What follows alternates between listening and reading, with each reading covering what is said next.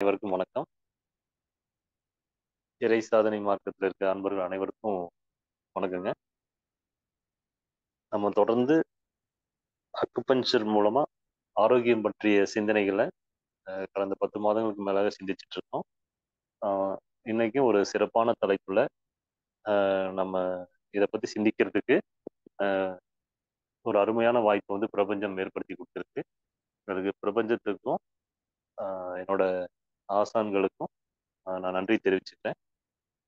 நம்ம இன்றைய வகுப்புக்குள்ள போகலாம். அதுக்கு முன்னாடி ஒரு விஷயம் சொல்லிக்கிறேன். நம்ம தொடர்ந்து இங்க சிந்திச்சுட்டு இருக்கிறதுல இறை சாதனை மார்க்க அன்பர்களும் வெளியில இருக்க நிறைய பேரும் யூடியூப் மூலமாகவும் நம்மளோட உரைகள் மூலமா அவங்க பயன்படுத்தி பார்த்துட்டு பலன்கள் அடைஞ்சதையும் பகிர்ந்துக்கிறாங்க. ரொம்ப அவங்க கொடுக்குற ஃபீட்பேக்கு ரொம்ப நன்றிங்க. தொடர்ந்து பயன்படுத்தி பாருங்க. இயற்கை எப்பவும் வந்து பார்த்தீங்கன்னா கைவிடாது. அந்த புரிதலை வந்து உங்களுக்கு ஆழப்படுத்திட்டு இருக்கும். ஒவ்வொரு விஷயம் நீங்க உணர்ந்து செய்யும் போது கண்டிப்பா அதோட புரிதல் வந்து ஒவ்வொரு முறையும் உங்களுக்கு வித்தியாசமான அனுபவத்தை வந்து கொடுத்துட்டு இருக்கும். கண்டிப்பா அது உடல் வந்து தவறு செய்யாது அப்படிங்கிறத உங்களுக்கு உணர்த்திட்டே இருக்கும் அப்படிங்கிறத நான் மீண்டும் ஒரு முறை உங்களுக்கு எல்லாருக்குமே ஞாபகப்படுத்திக்கிறேன். நன்றிங்க. இன்றைய தலைப்பு எல்லாருமே நீங்க பார்த்துட்டு இருக்கீங்க.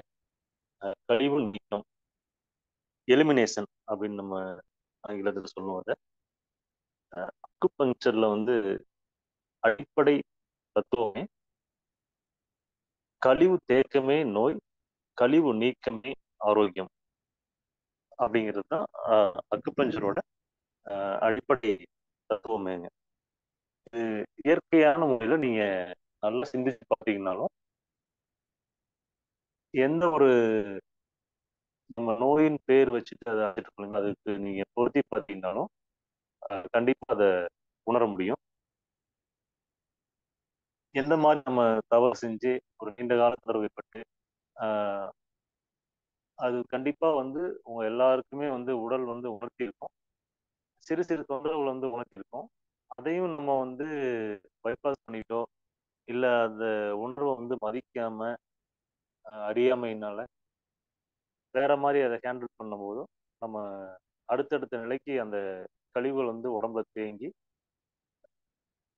நம்ம நவீன மருத்துவத்துக்கு போகும்போது அதுக்கு ஒரு பெயர் வச்சு அதுக்கு மேலும் வந்து சிகிச்சைகளும் செஞ்சு மேலும் துன்பத்துக்கான வழியை நம்ம தேடிட்டு இருக்கோம் அப்படிங்கிறத நம்ம இங்க புரிஞ்சுக்கணும். நம்ம தொடர்ந்து இன்னைக்கு பார்க்க போறோம் அந்த தலைப்புக்குள்ள இதை பத்தி நம்ம கொஞ்சம் விரிவாகவே பார்ப்போம் இன்னைக்கு. நல்லதுங்க. கழிவுகள் வந்து 2 வகையா வந்து உருவாகுது நம்மளோட உடல்ல. அதாவது இயற்கையா உருவாகும் கழிவு ஒண்ணு, இயற்கை மீறலால் உருவாகும் கழிவு ஒண்ணு. எல்லாருக்கும் ஆடிபிளா இருக்கு இல்லைங்களா?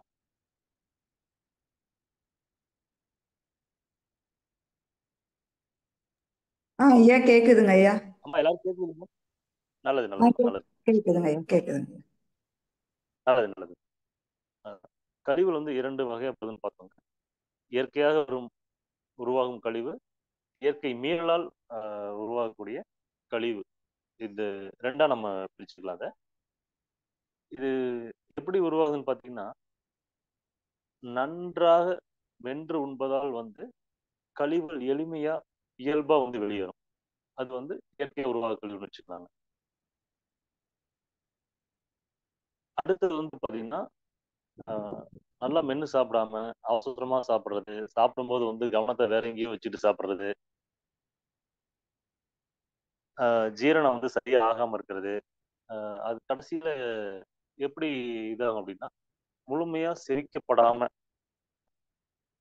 முழுமையா செரிக்கப்படாம உடம்புல வந்து செரிச்சு வெளியேறதுக்கு நீண்ட நேரம் எடுத்துக்கும்.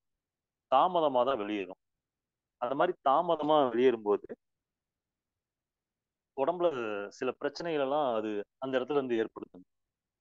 அது வயிறுல இருந்து சிறுகுடல், பெருகுடல்ல இருந்து மலக்குடல்ல இருந்து அங்கிருந்து ஜீரணிக்கப்பட்டும் அது சக்திகள் வந்து கடத்தப்படும் போது அது உடம்புல இருக்க ஒவ்வொரு செல்களுக்கும் அது ஒரு மா அது ஒரு மாதிரியே வந்து ரியாக்ட் பண்ணிடும். சரியான இயல்புக்கு மீறி ரியாக்ஷன் இருக்கும். முழுமையா செயல்பட்டு இருக்காதுன்னு வச்சுக்கோங்களேன். ஒரு மாதிரி மந்தமா.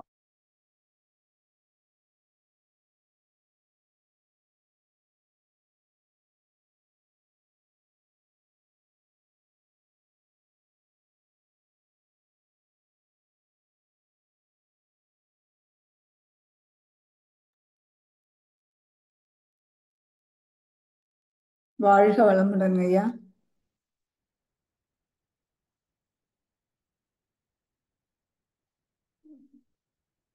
மைக்கு கட் ஆயிடுச்சு ஐயா. ஓடுது நெட்வொர்க் தான் இன்னைக்கு ஐயா கொஞ்சம் ப்ராப்ளமா இருக்கு.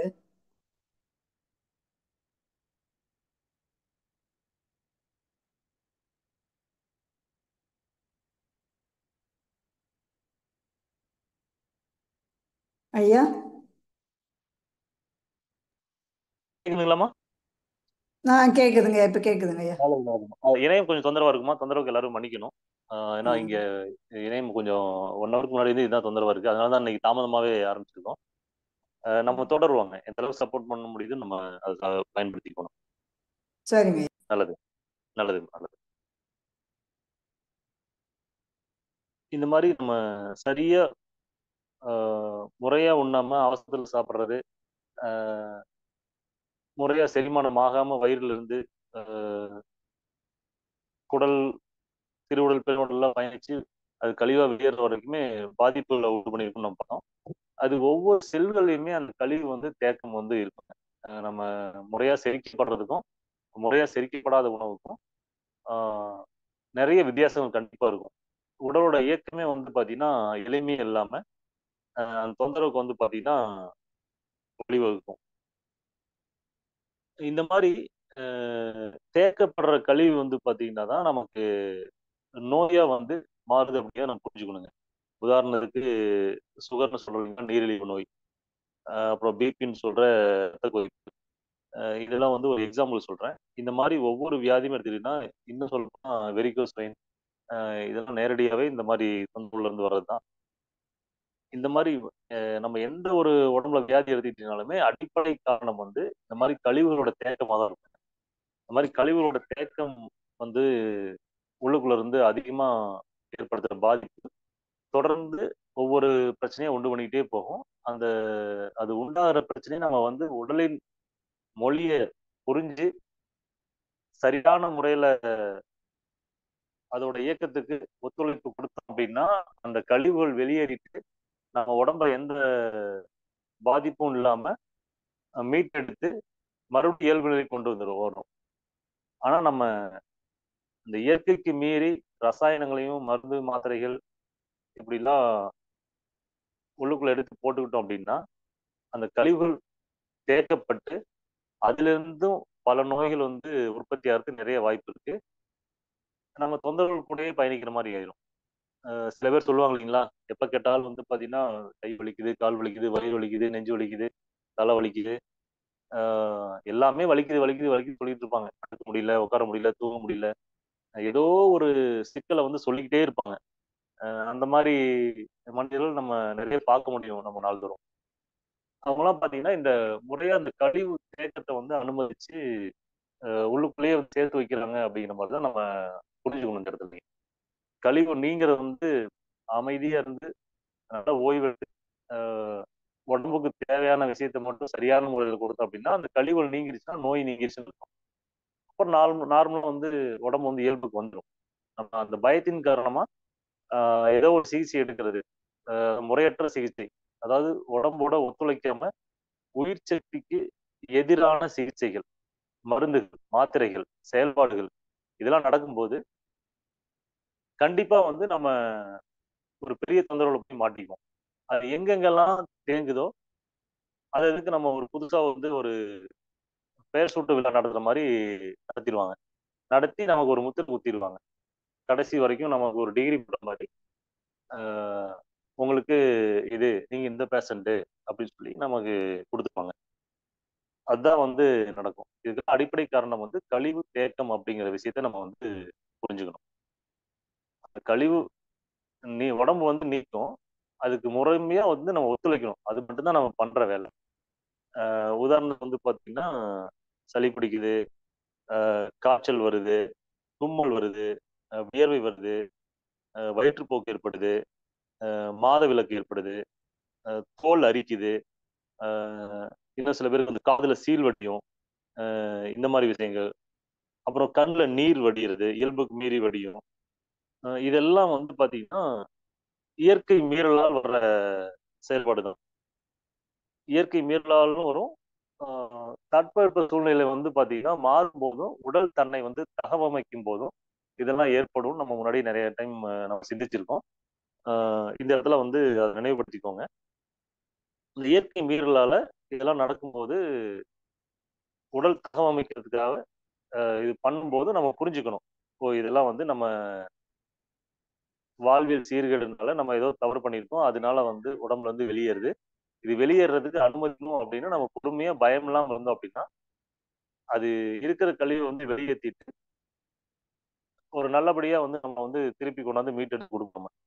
ஆனா நம்ம வந்து பயத்தின் காரணமா ஏதாவது கருவி வச்சுக்கிட்டு சளி பிடிச்சாக்க வந்து இவ்வளவுதான் இருக்கணும், இவ்வளவுதான் வெளியேறணும், இதுக்கு மேல உடம்புல இருந்து வெளியே வரக்கூடாது, அதே மாதிரி காய்ச்சல் வந்துட்டா இந்த டெம்பரேச்சர் மேல போகக்கூடாது, அப்புறம் வயிற்று போக்குனா இவ்வளவுதான் போகணும், இதுக்கு மேல போகக்கூடாது, அளவுக்கு மீறி அதிகமா போகுது. நம்ம உடம்புல என்ன என்ன இருக்கோ அதான் போகும் இல்லைங்களா?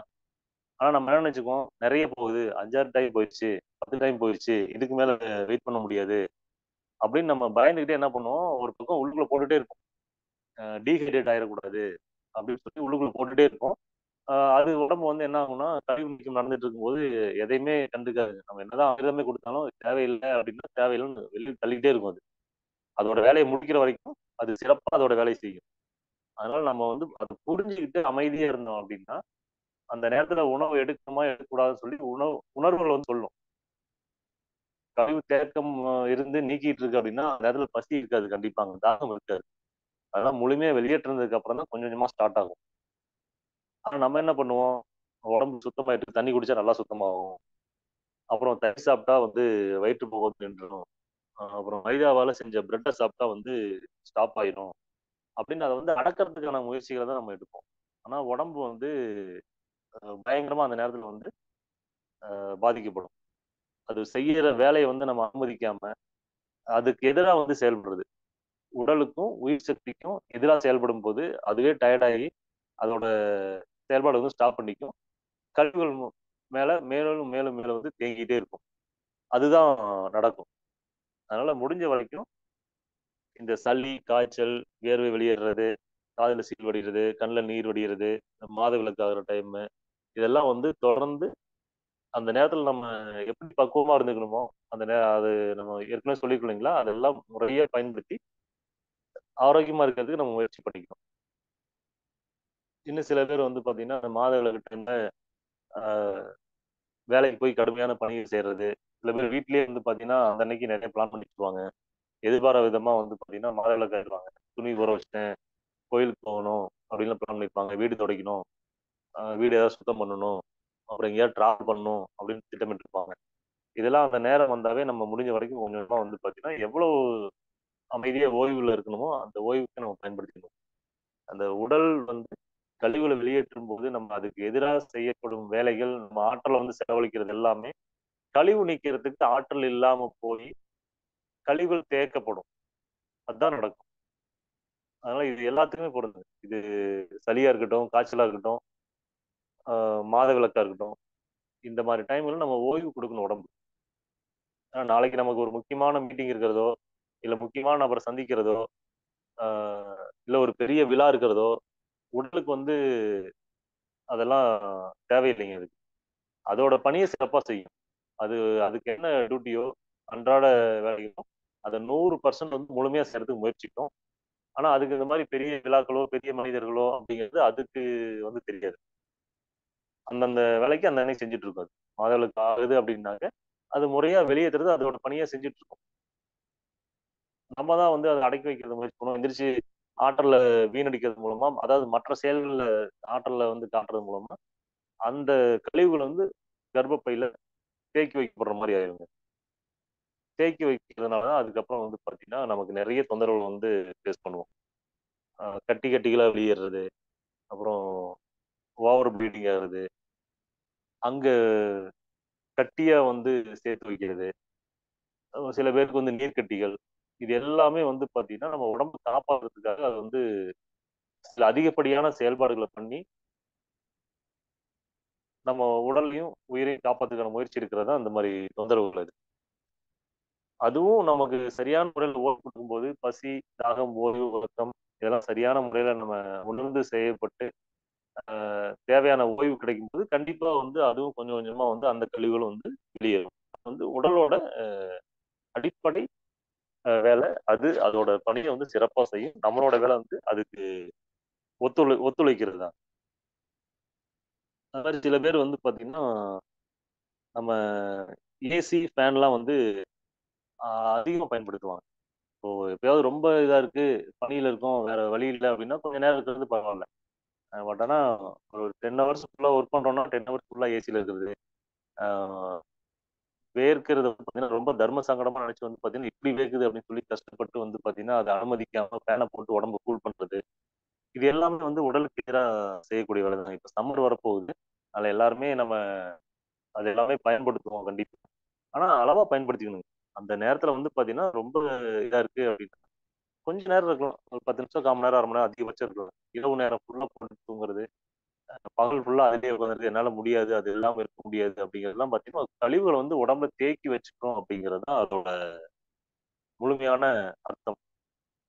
அத உணர்ந்து நம்ம வந்து மின்விசிறியோ, ஏசியோட பயன்பாடோ வந்து எந்த அளவுக்கு நம்ம வந்து மினிமைஸ் பண்ணிக்கிறோமோ, அந்த அளவுக்கு வந்து உடல் தன்னை தகவமைச்சுக்கும். சம்மர் சீசன்ல வெயில் அதிகமாகும்போது, நம்ம இப்போ குளிர்காலத்திலிருந்து வெயில் காலத்துக்கு கன்வெர்ட் ஆகுறோம். அந்த சூழ்நிலைக்கு ஏத்தபடி வந்து பார்த்தீங்கன்னா, உடல வந்து தகவமைச்சுக்கும். உலகம் எப்படி வந்து பார்த்தீங்கன்னா, தட்பவெப்ப சூழ்நிலையிலிருந்து மாறுதோ, அதே மாரி நம்ம உடம்புல இருக்கிற கழிவுகள்லாம் வெளியேத்திட்டு, நம்மள அந்த சூழ்நிலைக்கு வந்து தக்க வைக்கும். நம்ம அத புரிஞ்சுக்கிட்டு நம்ம அமைதியா அதுக்கூட ஒத்துழைக்கிறது தான் நம்மளோட சரியான செயலா இருக்கும். அதுக்கு மீறி பண்றது எல்லாமே நம்ம உடம்புல வந்து தேக்கி வைக்கப்படுற கழிவுகள் தான். அதுக்கான பலன வந்து நம்ம உடல் வந்து அனுபவிச்சே ஆகணும். அதுல எந்த மாற்றமுமே கிடையாது. அது 1% கூட அது டீவியேஷன் அப்படிங்கிறது கிடையவே கிடையாது. ஏதோ ஒரு வழியில வந்து பார்த்தீங்கன்னா, அது கழிவுகள வந்து வெளியேத்தும். நீங்க நெறைய பேர் பார்த்திருப்பீங்க. யாருக்காவது வந்து பார்த்தீங்கன்னா, ஏதோ ஒரு பயம் ஏற்படுது. இல்ல வந்து நெஞ்சு வலிக்கிற மாரி ஒரு ஃபீல் வருதுன்னா, ஏதாவது பயங்கரமான விஷயம் இல்ல. குப்புன்னு வேர்த்துருச்சுன்னு சொல்லுவாங்க இல்லைங்களா? அது எல்லாமே வந்து பார்த்தீங்கன்னா, தேக்கி வைக்கப்பட்ட கழிவுகள்.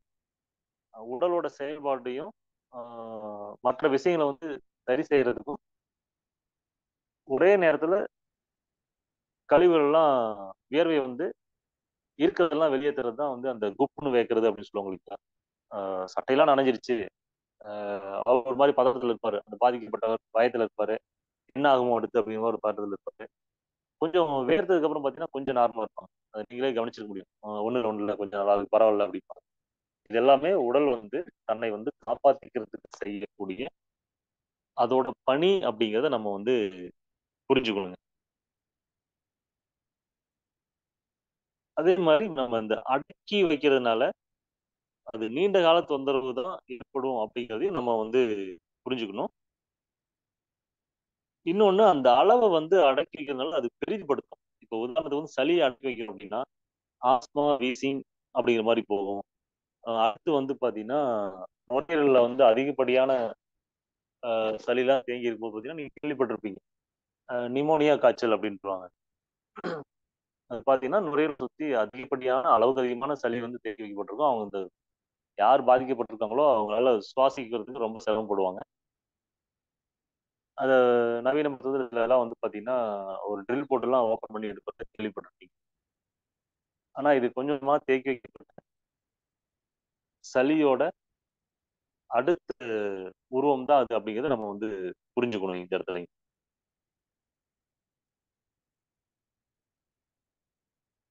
மேலும் அதுக்கு வந்து நம்ம இந்த காரமான உணவு சாப்பிடுறோம். ஆ மத்த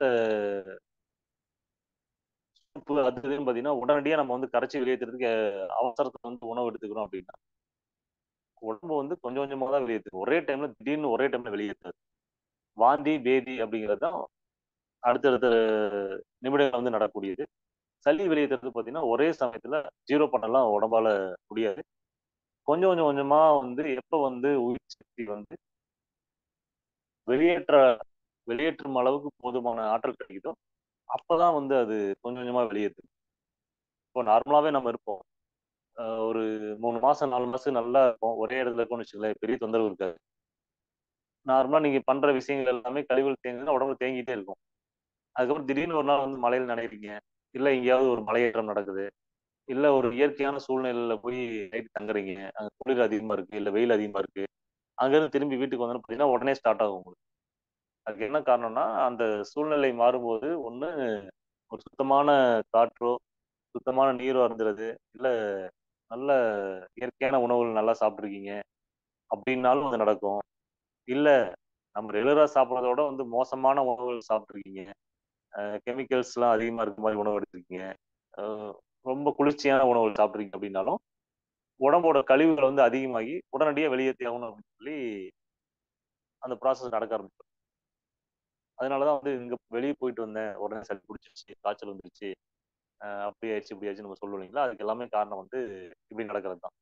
அதுக்கு தேவையான ஆற்றல் கிடைக்கிற வரைக்கும் உடல் வந்து அத செஞ்சுக்கிட்டே இருக்கும். கொஞ்சம் கொஞ்சமா தேக்கி வச்சுட்டு இருக்கும். அது சரியான நேரத்துல வந்து பார்த்தீங்கன்னா, அது முறையா வெளியேத்தும் அத. அத வந்து நம்ம புரிஞ்சுகிட்டு, அது வெளியேற்றுறதுக்கு ஒத்துழைப்பு கொடுக்கணும் நம்ம. அதே மாரி அந்த கழிவுகள் வந்து தொடர்ந்து செல்கள்ல வந்து சேர்ந்துக்கிட்டே இருக்கும்போது என்ன ஆகும்னு கேட்டீங்கன்னா, அந்த எந்த உறுப்புகள்ல இருக்க செல்கள் வந்து அதிகமா வந்து கழிவுகள் தேங்குதோ, அந்த உறுப்போட செயல்பாடு வந்து பாதிக்கப்படும் அப்படிங்கிறத நம்ம வந்து புரிஞ்சுக்கணும். உதாரணத்துக்கு நுரையீரல்ல இருக்க செல்கள்ல வந்து பார்த்தீங்கன்னா, கழிவுகள் அதிகமா தேங்குது அப்படின்னா, நுரையீரலோட செயல்பாடு வந்து பாதிக்கப்படும். கல்லீரல்ல இருக்க செல்கள்ல வந்து அதிகமா வந்து கழிவுகள் தேங்கி இருக்குன்னா, அதோட செயல்பாடு பாதிக்கும். சிறுநீரகத்துல இருக்கிற செல்கள் அதிகமா தேங்கிருச்சுன்னா, அதோட செயல்பாடு பாதிக்கும். இதே மாரி இதயம், மற்ற உறுப்புகள் எல்லாமே சொல்லலாம். அதே மாரி பெண்களோட கர்ப்பப்பையில வந்து அந்த செல்கள்ல அதிகமா கழிவுகள் தேங்கி இருக்கு அப்படின்னா, அதோட செயல்பாடும் நெறைய பாதிப்பு வந்து பெண்களுக்கு வந்து உண்டாகும். இப்போ உங்களுக்கு இருக்கிற தொந்தரவுகள்லாம் வந்து நீங்க இப்ப நான் சொல்ற விஷயத்த வச்சு கொஞ்சம் கம்பேர் பண்ணி பார்த்தீங்கன்னாவே உங்களால புரிஞ்சுக்க முடியும். ஆ நம்ம எந்த இடத்துல வந்து தப்பு பண்ணியிருக்கோம், என்ன என்ன நடக்குது அப்படிங்கிறத உங்களால கண்டிப்பா வந்து அத உணர முடியும். அதனால இந்த மெயினா வந்து பெண்களுக்கு வந்து தெரிஞ்சுக்கூடியது என்னன்னா, இப்போ இங்க இருக்கிற பெண்களும் சரி, உங்க வீட்ல உறவினர்கள், நண்பர்கள் எல்லாத்துட்டயுமே ஆ கட்டாயம் வந்து ஒவ்வொரு முறையும் நீங்க வந்து முடிஞ்ச வரைக்கும் சொல்லிக்கிட்டே இருங்க. அவங்க கண்டிப்பா வந்து உணர்வாங்க. கொஞ்சம் நாளானாலும் ஆ அதுக்கான நல்ல பலன்கள வந்து அனுபவிக்கணும். அது உங்க மூலியமா வந்து இரைச்சல் வந்து உணர்த்தப்படும் அப்படின்னா, கண்டிப்பா அது நல்ல விஷயம் தான். அதனால இந்த மாதவிலக்கு நேரத்துல கட்டாயம் வந்து ஓய்வு எடுக்க சொல்லுங்க. குறைஞ்சது முதல் நாளாவது நல்ல ஓய்வு எடுக்க சொல்லுங்க. 2வது 2 நாள் இருந்தா ரொம்ப நல்லது. பணியின் காரணமாகவோ, இல்ல பள்ளிகளுக்கு விடுமுறை, கல்லூரிக்கு விடுமுறை போட முடியாது அப்படின்றவங்க போயே ஆகணும்னு நிப்பாங்க. பட் முதல்ல 1 நாளாவது இருக்க சொல்லி பாருங்க. அவங்க கழிவுகள் என்னைக்கு அதிகம் வெளியேறுதோ, அன்னைக்கு அவங்க அத பயன்படுத்திட்டாங்கன்னா ரொம்ப நல்லதுங்க. சமீபத்தில ஒரு செய்தி கூட பார்த்திருப்பீங்க எல்லாருமே. எல்&டில வந்து பெண்களுக்கு வந்து மாதம் 1 நாள் வந்து மாதவிலக்குக்கு விடுமுறை அப்படின்னு சொல்லி ஒரு அறிவிப்பு குடுத்து, அத செயல்படுத்த ஆரம்பிச்சிருக்காங்க. இது மாரி தனியார் கம்பெனி மட்டும் இல்ல. அ அரசு மூலமாவும் இது வந்து பணிபுரியிற பெண்களுக்கு வந்து கட்டாயம் வந்து ஓய்வெடுக்கிறது நல்ல ஆரோக்கியத்த குடுக்கும். அப்படின்னு நாங்களும் வந்து தொடர்ந்து எங்களோட உரைகள்ல வந்து சொல்லிட்டு இருக்கோம்.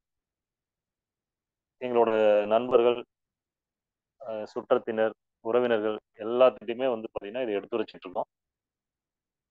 இத நெறைய பெண்கள் பயன்படுத்தியும் வந்து உடல் அளவிலும், மனதளவிலும் நல்ல ஆரோக்கியமா இருக்கிறதுக்கு நம்ம கண்கூடா பார்க்க முடியுது. எங்களோட வீட்டு பெண்கள்ட்டயும் பார்த்தீங்கன்னா, இது நல்லா முறையா பயன்படுத்தினா நல்லா ஆரோக்கியமா இருக்காங்க. அந்த 2 நாள் இன்னும் சொல்லப்போனா, குளிர்ந்த நீர தூக்கி நம்ம தலையோட குளிச்சுக்கிறது அப்படிங்கிறதும் தவிர்க்கணுங்க. ஏன்னா கழிவுகள வெளியேற்றதுக்கு உடம்புல வந்து வெப்பம் தேவை.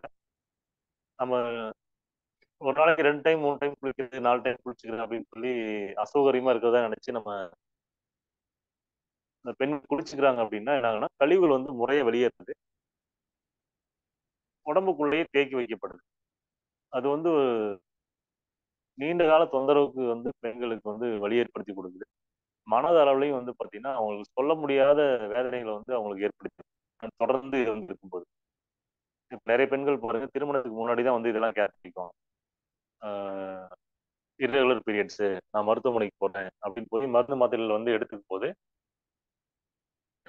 அது ஹார்மோன் இம்பேலன்ஸையும் உண்டு பண்ணிடுங்க. மாத்திரை போட்டு வர வைக்க கூடாது, இயல்பா அது வந்து நடக்கணும், அந்த சைக்கிள் வந்து கரெக்டா வரணும், அது நடக்கணும். அப்பதான் வந்து பாத்தீங்கன்னா ஒரு தாய்மை அடைகிற பக்குவத்தை வந்து அந்த பெண் வந்து எளிமையா வந்து எட்ட முடியும். இதெல்லாம் வந்து இயற்கையா இருக்கணும், இது நம்ம செயற்கையா வந்து ஏற்படுத்தவே கூடாது இந்த விஷயங்கள் எதையும். அதனால இதுக்கு எல்லாம் அடிப்படை காரணம் வந்து கழிவு தேக்கம் தான். இன்னும் அடுத்த படி போய் பெண்களா வந்து இந்த மென்சுரல் கப் அப்படின்னு சொல்றாங்க இல்லைங்களா, அந்த கப்பு வந்து பெண்ணுறுப்புல வந்து வச்சுக்கும் போது அது இயற்கைக்கு மீறிய செயல் தான் அதுவுமே. ஏன்னா உடம்பு வந்து வெளியேற்றுது, நம்மளோட வசதிக்காக அந்த கப்பை வந்து அந்த இடத்துல வச்சு கழிவுகளை தேக்கி வச்சு ஒரே டைம்ல எடுத்து வெளியேற்றும் போது கண்டிப்பா அதோட பாதிப்பு வந்து இருக்கும். அதனால இயற்கைக்கு மீறிய செயல் எதையுமே வந்து நம்ம பண்ணக்கூடாது. அந்த மாதிரி நாப்கின் வந்து பாத்தீங்கன்னா இந்த மாதிரி ஒரு பிராண்டட் நாப்கின் எல்லாமே ஆன்டி பாக்டீரியா அதில் போட்டிருப்போம், படிச்சு பார்த்தீங்கன்னா தெரியுங்க. ஆன்டிபயாட்டிக்கு, ஆன்டி இன்ஃப்ளமேட்டரி, இந்த மாதிரி நிறைய ஆன்டின்னு சொல்லி ஊட்டச்சத்துக்கு எதிரான விஷயங்கள் இருக்கிற கெமிக்கல்ஸ்லாம் அதில் போட்டு தான் தயார் பண்ணிட்டு இருப்பாங்க. அது எல்லாமே கர்ப்பப்பை வாய் புற்றுநோய் வரை கொண்டு போய் விடுறதுக்கு நிறைய வாய்ப்புகள் இருக்கிறதா நம்ம அனுபவபூர்வமாக நிறைய விஷயங்களை பார்க்கணும் அதில். அதனால் முடிஞ்ச வரைக்கும் இயற்கையான விஷயங்களை வந்து பயன்படுத்தணும். ரீயூசபிள் கிளாத்து,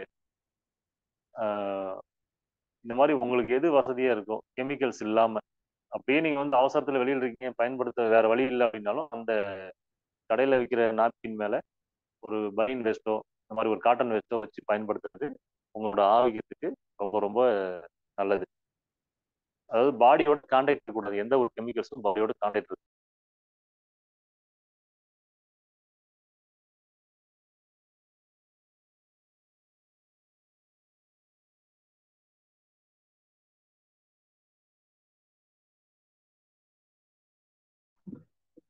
வாழ்க வளமுடன் ஐயா.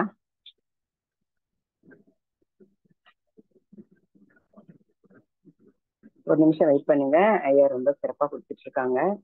நெட் ப்ராப்ளம் தான், வந்துருவாங்க. ஐயா சொன்ன விஷயங்களை நீங்க நல்லா நோட் பண்ணிட்டே இருங்க.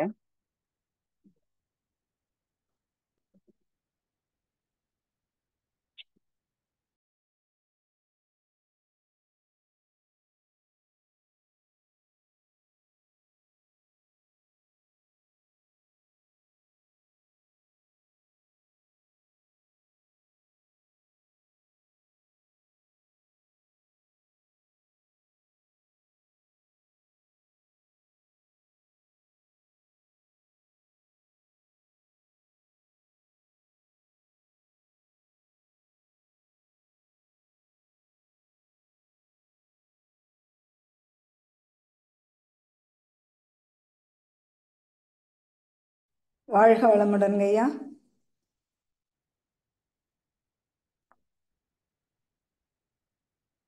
ஐயா வாழ்க வளமுடன். மைக் மியூட்ல இருக்குங்க ஐயா. கனெக்ட் ஆயிடுச்சுங்களா? ஐயா வாழ்க வளமுடன். வாழ்க வளமுடன். கேக்குதுங்களா? கேக்குதுங்க ஐயா. கேக்குதுங்க. நல்லதுமா, தொடரலாம். இணையம் தான் பிரச்சனைங்க, தொடரலாங்க நம்ம. சரிங்க. பரவாயில்ல, இந்த அளவுக்கு ஒத்துழைப்பு கொடுக்குறதே பெரிய விஷயம் இன்னைக்கு. ஏன்னா எடுக்கணுமா நினைச்சிருந்தேன். நல்லதுங்க. ஆமா ஆமாங்க. நல்லதுமா. அதனால இந்த வந்து இந்த பீரியட்ஸ் அப்படிங்கிறத, மாத விலக்கு அப்படிங்கிற விஷயத்த பெண்கள் மட்டும்தான் பேசணும் அப்படின்னு இல்லைங்க. இங்க இருக்கிற ஆண்கள் ஒவ்வொருத்தரும் கண்டிப்பா உங்களோட குடும்ப பெண்களுக்கும், மனைவி, சகோதரிகள், குழந்தைங்க, பேரம்பேத்திங்க யார் இருந்தாலும் கண்டிப்பா வந்து எடுத்து சொல்லுங்க. இது ஒரு இயற்கையான நிகழ்வு. இதை பத்தி பேசுறதுக்கு கூச்சப்பட வேண்டியது முதல்ல. இதெல்லாம் பெண்கள் விஷயம், அவங்க பார்த்துக்கிட்டோம் அப்படிங்கிற மாதிரிலாம் விடாதீங்க. அவங்க வீட்டு பொறுப்பு மற்ற விஷயங்களில் வந்து அதிகமாக கவனம் செலுத்தி இது இப்படி தான், இந்த காலத்தில் இப்படி தான் அப்படிங்கிற மாதிரி அவங்க ஒரு மாதிரி செட் ஆகிருப்பாங்க. இந்த மாதிரி விஷயங்கள் வந்து ஆரோக்கியமான விஷயங்களை நம்மளால் முடிஞ்ச வரைக்கும் அவங்களுக்கு தெரிஞ்சிருந்தாலுமே நம்ம டிஸ்கஸ் பண்ணணும். அவங்களுக்கு வந்து கம்ஃபர்டபுளாக இருக்காங்களா அப்படின்னு சொல்லி நம்ம கேட்டுக்கிறதுல எந்த தவறும் கிடையாது. குழந்தைங்களுக்கும் சொல்லிக் கொடுக்கணுங்க. அது எந்த மாதிரி பயன்படுத்தணும், அதனால பாதிப்புகள் என்ன இருக்கு, எப்படி பயன்படுத்தணும், எப்படி சுகாதாரமாக வச்சுக்கணும் அப்படிங்கிற விஷயத்தையும் எல்லாரும் வந்து டிஸ்கஸ் பண்ணுங்க குடும்பத்தோட வந்து பார்த்தீங்கன்னா.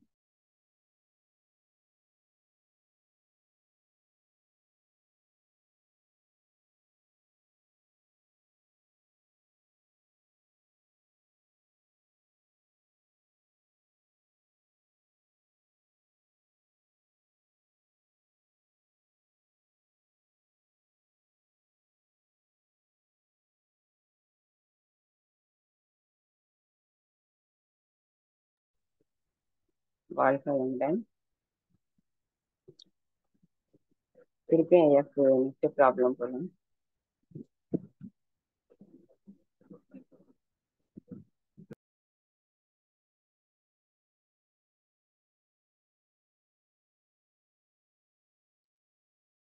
நம்ம சமூகம் மாத விலக்கையும்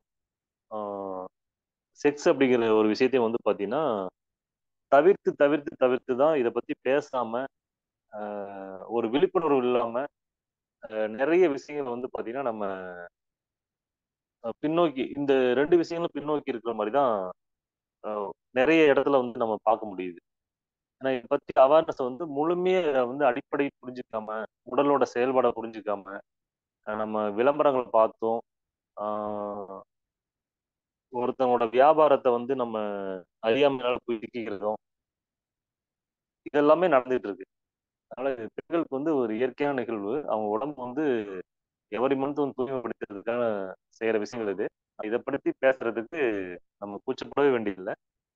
ஒவ்வொரு பெண்களுக்கும் இதை எடுத்து சொல்லுங்க. உங்களோட உறவினர்கள், நண்பர்கள், குழந்தைகள் எல்லாம் பாத்தீங்கன்னா இதை அறியாமையில வாங்கி பயன்படுத்திட்டு இருப்பாங்க. அதனால அந்த நேரத்துல எப்படி இருக்கணும் அப்படிங்கிறதையும் திரும்ப திரும்ப திரும்ப நீங்க சொல்லிட்டே இருங்க. கண்டிப்பா அதோட பலன்களை வந்து அவங்க அடையும் பொழுது அவங்க கண்டிப்பா வந்து அவங்களுக்கு நம்ம ஒத்துழைக்கிற மாதிரி அவங்களுக்கு அடுத்தடுத்த விஷயங்களுக்கு வந்து அவங்களுக்கு உடல் வந்து நல்லா ஒத்துழைக்கும். அதுக்கான வழியை வந்து நம்ம ஏற்படுத்தி கொடுக்க வேண்டியது நம்மளோட பொறுப்பு. அதனால இது எல்லாமே நீங்க கடத்திக்கிட்டே இருக்கணும், நம்ம சொல்லிக்கிட்டே இருக்கணும். ஒவ்வொரு டைம் பார்க்கும்போதெல்லாம் வந்து எப்படி இருக்கமா, நல்லா இருக்குமா, எல்லாம் கரெக்டா இருக்கா அப்படின்னு நம்ம கேட்டு அவங்களுக்கு வந்து தேவையான நம்ம கொடுத்துட்டே இருக்கணும். சில குழந்தைங்கலாம் பார்த்தீங்கன்னா இதை பத்தி நம்ம வெளியில பேசக்கூடாது, வீட்டில் இருக்கவங்க கூட பேசக்கூடாது. இன்னும் சில இடத்துல வந்து பாத்தீங்கன்னா அது பீரியட்ஸ் அப்படின்னு சொல்றது கூட கூச்சப்பட்டுக்குவாங்க. இப்போ ஓரளவுக்கு ஓகே, நகர மக்கள்லாம் வந்து பாத்தீங்கன்னா எளிமையா அணுகுறாங்க, சொல்றாங்க. ஆனா இன்னமும் வந்து சில கிராமங்கள்ல வந்து பாத்தீங்கன்னா அந்த மாதவிலக்காக வந்து பாத்தீங்கன்னா அந்த குழந்தைங்க வந்து வெளியில் சொல்றதுக்கே கூச்சப்படுவாங்க. ஒரு தாழ்வு மனப்பான்மை, இதெல்லாம் நிறையவே சில இடத்துல வந்து பார்க்க முடியுது. இந்த மாதிரி ஆயிட்டேன் நான், அதாவது தூரமா இருக்கேன் அப்படிங்கிறது, இதெல்லாம் வந்து அவங்களுக்குள்ள ஒரு ஏற்படுத்தி வச்சிருக்க ஒரு தாழ்வு மனப்பான்மை. அது வந்து ஏன் அந்த மாதிரி ஏற்படுத்தி வச்சிருக்காங்க, அவங்க உடம்புல கழிவுகள் வெளியேறதுக்கு நல்ல ஓய்வு தேவை அப்படிங்கிற மாதிரி ஏற்படுத்தி வச்சிருக்காங்க. ஒரு சிஸ்டம் வந்து நம்ம மூத்தவர்கள் வந்து கிரியேட் பண்ணி வச்சிருக்காங்க. நம்ம அதை வந்து அவங்களுக்கு வந்து எடுத்து சொல்லணும். இதனாலதான் அப்படி சொல்லியிருக்காங்க, மற்றபடி வந்து இது தீட்டு, இது இப்படி இருக்கணும், அந்த டைம்ல வந்து இப்படி இருக்கணும் அப்படிங்கிறதெல்லாம் நிறைய வந்து எக்ஸ்ட்ரா சொல்லி வச்சுதான் நம்ம வந்து அவங்களுக்கு சரியான விதத்துல புரிதல் கொடுக்கணும் அப்படிங்கிறது நாங்க வந்து இங்க சொல்லிக்கிறேங்க. அதே மாதிரி கழிவுகள் தேங்குறதுக்கான காரணத்தை வந்து பார்க்கலாம் நம்ம. பசிக்காம சாப்பிட்றது, ருசிக்காம வந்து வேக வேகமா சாப்பிட்றது, தாகத்துக்கு வந்து நீர் அருந்தாம இருக்கிறது, அப்புறம் தாகம் இல்லாமல் வந்து நீர் அருந்தது, தூக்கம் வரும்போது தூங்காம இருக்கிறது, உடம்பு வந்து டயர்ட் ஆகிடும், ஓய்வு கேட்கும்போது வந்து பார்த்தீங்கன்னா உழைச்சிக்கிட்டே இருப்போங்க கண்டினியூவா 8 மணி நேரம். அதனால அன்னைக்கு வந்து பார்த்தீங்கன்னா முதல் நாள் சரியாக தூங்கி வைக்க மாட்டோம், அடுத்த நாள் ஓய்வு எடுக்கலாம் அப்படின்னு இருக்காது. அன்னைக்கும் பார்த்து அவசர வேலை இருக்கும், இன்னும் ஒரு 4 மணி நேரம் எக்ஸ்ட்ரா வேலை செய்யற மாதிரி இருக்கும், தொடர்ந்து நம்ம வந்து வேலை செய்வோம். இது எல்லாமே வந்து இயற்கைக்கு எதிராக செய்யக்கூடிய வேலைகள் தான். இது எல்லாமே உடம்புல வந்து கழிவுகள் தேங்குறதுக்கு வழிவகுக்கும். இது எல்லாம் இயற்கையா நம்ம வந்து இந்த உணர்வுகள் மூலமா நம்ம வந்து உடம்பு வந்து உணர்த்திக்கிட்டே இருக்குங்க. பசி, தாகம், ஓய்வு, உறக்கம், பாலுணர்வு, இது மூலமா வந்து நமக்கு உணர்த்திக்கிட்டே இருக்கும். இது புரிஞ்சுக்காம நம்ம வந்து ஆஹ் இதுக்கு எதிராக செயல்படும் போது தான் பிரச்சனைகள் வந்து உடம்புல வந்து ஏற்படும். கழிவுகள் வந்து தேக்கம் வந்து அதிகமாகும். இதுல என்ன ஒரு விஷயம் நம்ம புரிஞ்சுக்க வேண்டிய விஷயம் பாத்தீங்கன்னா, கழிவுகள் வந்து தேங்கும் போது உங்களுக்கு தொந்தரவா காமிக்காது. எப்ப வந்து அது வெளியேற்றதுக்கு தேவையான ஆற்றல் வந்து உடம்புக்கு நல்லா கிடைக்குதோ, அந்த கெப்பாசிட்டி கிடைக்கும் போது தான் அது தீவிரமா வந்து உடம்புல வந்து வெளியேறும். அதத்தான் நம்ம வந்து நோய் அப்படின்னு நம்ம அதுக்கு பேர் வச்சிருவோம்.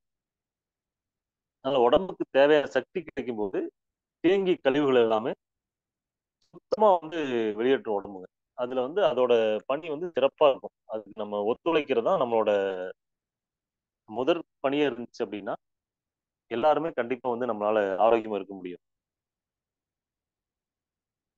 இந்த இடத்துல வந்து பாத்தீங்கன்னா, அக்குபஞ்சர் அருமையா வந்து வேலை செய்யுங்க.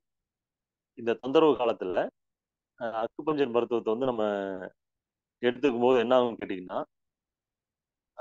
மூலகங்கள் வந்து சமநிலைப்படுத்தப்பட்டு, சக்தி பகிர்மானங்கள் வந்து சமநிலைப்படுத்தப்பட்டு, கழிவுகள் வந்து வேகமா வெளியேற்றத்துக்கு துணை புரியும். இந்த இடத்துல நம்ம வந்து நாடி பார்த்து எந்த மூலகம் வந்து தொந்தரவு இருக்கு அப்படின்னு பார்த்து சரியான முறையில் நம்ம சிகிச்சை கொடுக்கும்போது தூண்டப்படும் பொழுது அதுக்கு தேவையான சக்தி கிடைச்சு ஆஹ் ரொம்ப எளிமையா வேகமா வந்து கழிவுகள் வெளியேறதுக்கு துணை புரியும். இந்த மூலகத்துல வந்து உறுப்புல வந்து அதிகமா கழிவு இருக்கோ அது வெளியேற்றப்படும். இல்ல உடலுக்கு வந்து பார்த்தீங்கன்னா நல்ல ஓய்வு தேவைன்னா சில பேருக்கு வந்து டச் கொடுத்த உடனே பார்த்தீங்கன்னா நல்ல தூக்கம் வரும். சில பேர் ரொம்ப தூக்கத்துல வந்து டிஸ்டர்ப் ஆகிட்டே இருந்தாங்கன்னா டச் எடுத்த உடனே அடுத்த ஒரு 10 நிமிஷத்துலயே வந்து நல்லா தூங்குறவங்களும் இருக்காங்க. கண்டினியூ வந்து ஒரு 2 மணி நேரம்லாம் ஆழ்ந்து தூக்கத்துக்கு போவாங்க. கொரட்டை போட்டுலாம் தூங்குவாங்க. ட்ரீட்மெண்ட் எடுத்த உடனே அடுத்த 5 நிமிஷம் 10 நிமிஷத்துலயே. சில பேர் உட்காருங்க உட்காந்து பார்த்துட்டு போங்கன்னா உட்காந்த இடத்துலயே தூங்க ஆரம்பிச்சிருவாங்க. அந்த மாதிரிலாம் வந்து அக்குபஞ்சர் வந்து நடக்கிறது வந்து நம்ம நிறைய பார்த்துருக்கோம். சில பேருக்கு அந்த அன்னைக்கு இரவு தூங்கும்போது வந்து பார்த்தீங்கன்னா ஆழ்ந்த தூக்கம் கிடைக்கும். எந்திரிக்க முடியாத தூக்கம் கிடைக்கும். சமீபத்தில் அந்த மாதிரி அனுபவம் வந்து நிறைய இருக்குங்க. சமீபத்தில் நண்பர் ஒருத்தர் வந்து பார்த்தீங்கன்னா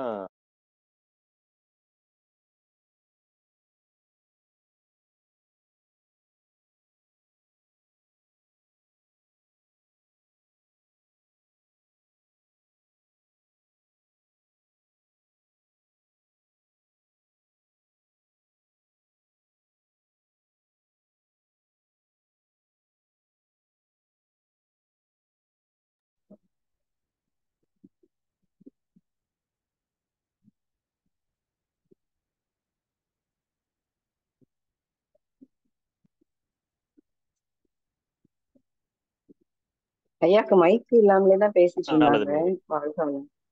ஐயா கேக்குதாம்மா? கேக்குதுங்க ஐயா. ஏதோ ஆனா உங்க மைக்கே நெட்ஒர்க் கட் ஆகும்போது தெரியலங்க ஐயா.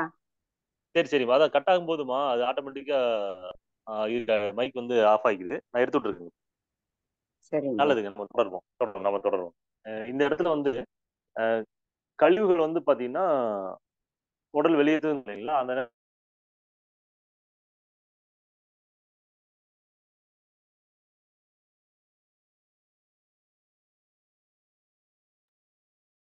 இந்த கழிவுகள் வெளியேறும்போது அக்குபஞ்சர் சிகிச்சை எடுத்துக்கிறோம் அப்படின்னா அந்த இடத்துல என்ன நடக்கும் அப்படின்னு கேட்டிங்கன்னா அந்த எந்த மூலகத்துக்கான உறுப்புகள் வந்து கழிவுகள் தேக்கம் அதிகமாக இருக்கோ அதை நம்ம நாடி பார்த்து சிகிச்சை கொடுக்கும் பொழுது கழிவுகள் வந்து வேகமாக வந்து வெளியேறதுக்கு அக்குபஞ்சர் ஒரு நல்ல சிகிச்சையாக இருக்கும்.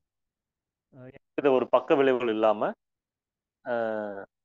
எளிமையான முறையில் வெளியேற்றும். இதை பத்தி புரிதல் மட்டும்தான் நமக்கு தேவை. அந்த புரிதல் இருந்துச்சு அப்படின்னா இது நல்லா வேலை செய்யறது எல்லாருமே உணர முடியும். சமீபத்துல நல்ல அனுபவங்களும் வந்து பாத்தீங்கன்னா இப்ப கடந்த வாரங்களில் ஏற்பட்ட அனுபவங்களை கூட உங்கள்ட்ட நான் பகிர்ந்துக்க முடியும். ஒரு பயனாளர் வந்து சிகிச்சை எடுத்து போனாங்க. அதுக்கு முன்னாடி அவர் இரவு ஒரு 10 மணி 11 மணி அந்த மாதிரி தூங்கிட்டு இருப்பார். காலையில ஒரு 5 மணிக்கெல்லாம் எந்திரிச்சுவாரு. இப்படிதான் தொடர்ந்து வந்திருந்தாரு. அப்புறம் பணிக்கு போறது இது மாதிரி தொடர்ந்து அவர் இருக்காரு. அ- அவரு சரியா ஓய்வெடுக்காம தூக்கமும் சரியா இல்லாம இயங்கிட்டு இருந்திருக்கு. சிகிச்சை எடுத்துட்டு போனதுல இருந்து பாத்தீங்கன்னா இரவு வந்து பாத்தீங்கன்னா 9 மணிக்கெல்லாம் தூங்கியே ஆகணும் அப்படிங்கிற மாதிரி ஒரு உணர்வு ஏற்பட்டிருக்கு. காலையில 6 மணி வரைக்குமே நான் எந்திரிக்காம நல்லா ஆழ்ந்த தூக்கத்துல இருந்திருக்காரு.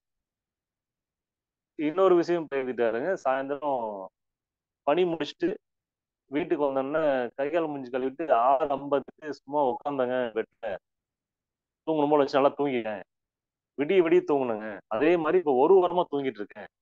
7 மணி 7:30க்கெல்லாம் வந்து தூக்கம் அப்படி தள்ளிடுது. நல்லா படுத்து நல்லா ஓய்வு எடுத்துட்டு இருக்கேன் அப்படின்னாரு. இதெல்லாம் வந்து பாத்தீங்கன்னா உள்ளுறுப்புகள் வந்து ஓய்வு கேட்டிருக்கு. அவரால் அதை கொடுக்க முடியாம பணியின் காரணமா மற்ற வேலைகள் காரணமா அவரு தவிர்த்து எடுத்துட்டு வந்து போய் செஞ்சுட்டு இருக்கும்போது என்னன்னு கேட்டீங்கன்னா, இந்த சிகிச்சை எடுத்த உடனே அந்த ஓய்வு வந்து உடம்பு வந்து எடுத்துக்குது. இதை இப்படித்தான் நம்ம வந்து புரிஞ்சுக்கணும். அந்த மாதிரி எடுத்துக்குது. அப்போ வந்து அவரு ஒரு வாரமா நல்லா தூக்கங்க அப்படின்னு சொல்லி அவரோட ஃபீட்பேக் வந்து கொடுத்துட்டு போனாரு. அருமையா தூங்கிட்டு இருக்கேங்க, இன்னமும் நான் தூங்குனது இல்லை, அப்படி ஒரு ஆழ்ந்த தூக்கம் அப்படின்னாரு. சேமா அதே மாதிரி இன்னொரு அனுபவம் பார்த்தீங்கன்னா, ஒரு அம்மா இந்த மாதிரி உடம்புல கழிவுகள் அதிகமா தேங்கி வச்சு ஒரு மருந்து மாத்திரைகள் நிறைய எடுத்துட்டு கடந்த வாரம் சிகிச்சை எடுத்துக்கிட்டாங்க நாமக்கல்ல. ஒரு 2 நிமிடம் தான் சிகிச்சைங்க உங்களுக்கு. நாடி பார்த்து சிகிச்சை கொடுத்து வந்திருந்தோம்.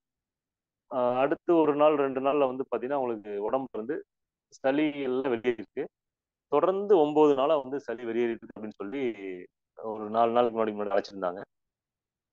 பயப்படாம அமைதியா இருக்குமா, கழிவு வெளியேறுது, ஒரு நாள் தேய்க்கப்படுறது வெளியேறுது, அமைதியா ஒத்துழைங்கன்னு மட்டும் சொல்லியிருந்தோம். அவங்களும் அதை ஒத்துழைச்சு புரிஞ்சுட்டு கொஞ்சம் அமைதியா வந்து அதை கடந்து வந்துட்டு இருக்காங்க.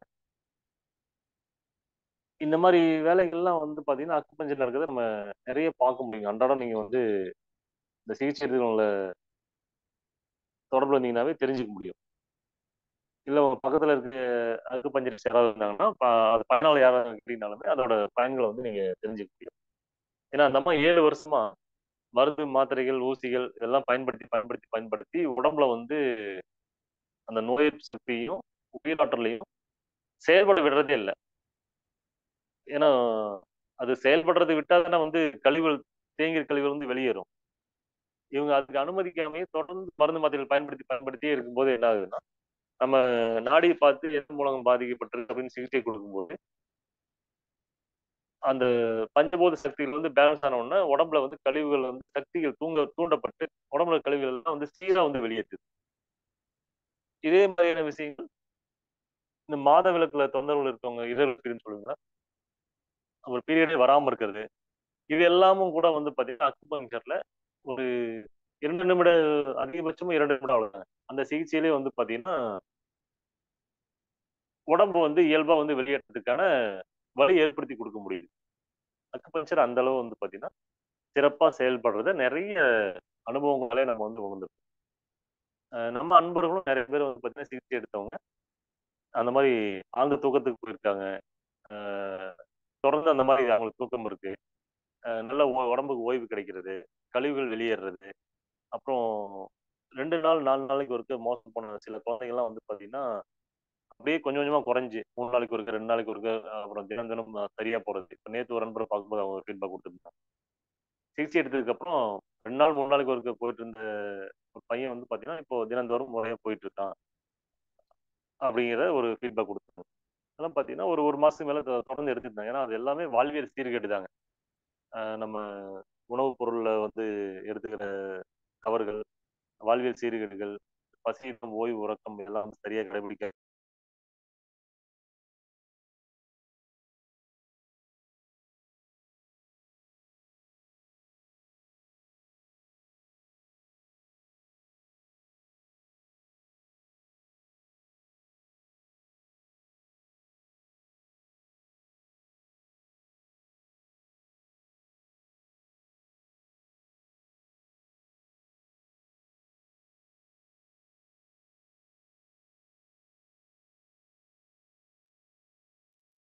இந்த மாதிரி தொந்தரவுகள் ஏற்படுறது மூலமா தான் அவங்க ஒரு பயத்துல வந்து தேக்கி வைக்கும் போது பிரச்சனையை வந்து அதிகம் பண்ணிக்கிறாங்க.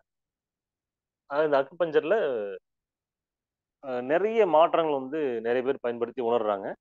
அது கண்டிப்பா வந்து ஒரு பக்க விளைவு இல்லாத ஒரு இயற்கையான முறை அப்படிங்கிறத நம்ம நிறைய வந்து பார்க்க முடியுதுங்க இதுல வந்து அக்குபஞ்சர்ல. அதில் முடிஞ்ச வரைக்கும் யாரெல்லாம் வந்து உங்க நியர்பை இருக்கிறவங்களை பயன்படுத்திக்க முடியுமோ ஒற்றை புள்ளி தொடர் சிகிச்சை கொடுக்குறவங்கள்ட்ட நீங்க பயன்படுத்தி அவங்களோட ஆலோசனையை பெற்று நீங்க கண்டிப்பா வந்து எல்லாராலையும் வந்து ஆரோக்கியமா இருக்க முடியும். மருந்து மாத்திரைகள் இல்லாம, ரசாயனங்கள் இல்லாம ஒரு வாழ்வை நோக்கி பயணிக்க ஆரம்பிச்சீங்கன்னா கண்டிப்பா வந்து ஆரோக்கியம் மேம்படும். ஒவ்வொருத்தரோட ஆரோக்கியம் மேம்படும் போது அந்த குடும்பமே வந்து பாத்தீங்கன்னா மகிழ்வா இருக்குங்க, நிம்மதியா இருப்பாங்க. அதனால ஆரோக்கியம் எந்த அளவுக்கு முக்கியம் அப்படிங்கிறத நம்ம புரிஞ்சுக்கணுங்க. சின்ன சின்ன விஷயமா தான் தெரியும் நம்ம பார்த்தா. ஆனா அது பின்னாடி வந்து ஒரு குடும்ப மகிழ்ச்சிக்கே காரணமா இருக்கும்.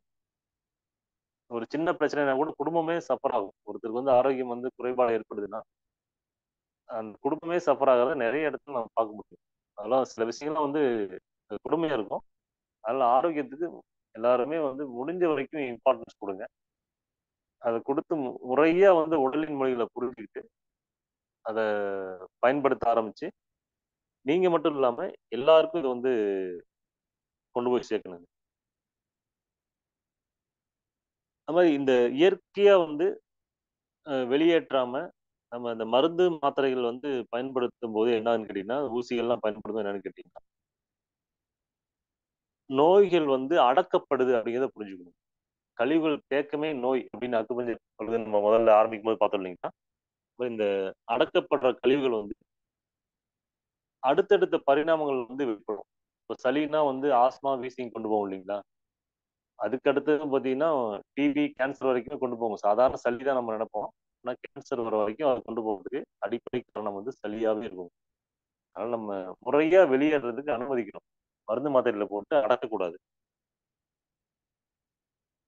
கேன்சர் அப்படிங்கிறதே வந்து பார்த்தீங்கன்னா, கழிவு தேக்கம் தாங்க. கழிவு தேக்கத்தோட உச்சம் அது. நம்ம உடம்பு பலமுறை உணர்த்தியும் அது கேட்காம பல வருடங்களா வந்து அத அடக்கி, அடக்கி, அடக்கி, அடக்கி வைக்கிறது தான் நவீன மருத்துவம் வந்து அது கேன்சர்ன்னு பெயர் வைக்குது. அந்த பெயர் கேட்டவுடனே நம்ம வந்து அவ்வளோதான் முடிஞ்சோம் அப்படின்னு சொல்லி நம்ம மனசளவுல நினைக்கும் போதே, அந்த பயத்தின் காரணமாவே அதோட செல்களோட வளர்ச்சி வந்து மல்டிபிளா வந்து பல லட்சக்கணக்கான அளவுல வந்து மல்டிபிள் ஆகிட்டே இருக்கு. அதனால எந்த அளவுக்கு நீங்க தன்னம்பிக்கையாவும், இது வந்து கழிவு வெளியேறுது அப்படிங்கிறத புரிஞ்சுக்கிட்டும், இயற்கையா உடம்ப வச்சுக்கிட்டும் இருந்தீங்க அப்படின்னா, அதுலருந்து மீண்டு வந்தவங்களும் இருக்காங்க. கேன்சர் அப்படின்னு பெயரிட்டும் கூட, அவங்க உடம்ப வந்து புரிஞ்சுகிட்டு, அமைதியா அதுக்கு தேவையான விஷயங்கள செஞ்சு, குணமடைஞ்சவங்க நெறைய பேர் இருக்காங்க. ஏன்னா குணப்படுத்த முடியாத வியாதி அப்படின்லாம் வந்து அது கிடையாது. இப்போ சமீபத்துல நெறைய பெண்களுக்கு வந்து பாத்தீங்கன்னா, மார்பக புற்றுநோயால பாதிக்கப்பட்டது நெறைய கேள்விப்படுறோம். அதுவும் வந்து பாத்தீங்கன்னா, 4த் ஸ்டேஜ் அதுல தான் தெரியுது அப்படிங்கிற மாரி வந்து நிக்கிறாங்க. இது எல்லாமே வந்து வாழ்வியல் சீர்கேடு, கழிவு தேக்கம் அப்படிங்கிறத நம்ம இந்த இடத்துல வந்து புரிஞ்சுக்கணும் நம்ம. ஏன்னா இது எல்லாமே நிரந்தரமா ஒரு நோய்க்கு வந்து பேர் வச்சு, நமக்கு ஒரு டிகிரி போட்ட மாரி போட்டு, அத மரணம் வர நீங்க வந்து மருந்து உண்ணணும் அப்படிங்கிறது கொடுமையான விஷயமா இருக்கும். நம்ம அதுலருந்து வந்து மீள்றது அ ரொம்ப சிரமமான காரியம். ஒரு விஷயத்துக்கு வந்து நம்ம இன்னொரு பொருள தேடுறது. உடம்புல கழிவு நீங்குது. அத வந்து தடுக்கிற விஷயம் பண்ற மாரி நம்ம மருந்து, மாத்திரைகள், ரசாயனம் வந்து உள்ளுக்குள்ள கொட்டும்போது என்ன ஆகுதுன்னு கேட்டீங்கன்னா, அது அந்த உணர்வுகள் வந்து மறைக்கப்படுது. உள்ளுக்குள்ள வந்து தேக்கி வைக்கப்படுது. அதோட பரிணாம வளர்ச்சியா வந்து அடுத்தடுத்த ஸ்டேஜ்ல வந்து வளர்ந்து, நமக்கு நோய வந்து அதிகப்படுத்தி, கடைசியில இறப்புல கொண்டு போய் விட்டுருது அது. அந்த விஷயத்த வந்து நம்ம ஆழமா புரிஞ்சுக்கணும். அந்த உறுப்புகள தேக்கி வைக்கப்பட்ட கழிவு வந்து பார்த்தீங்கன்னா, கடுமையா அதோட வளர்ச்சி வந்து அதிகமா இருக்கும்போது, அந்த உறுப்பே வந்து செயல்பாடு பாதிக்கும் முதல்ல. கொஞ்சம் கொஞ்சமா அந்த பெர்சன்டேஜ் வந்து குறைஞ்சிட்டு வரும்.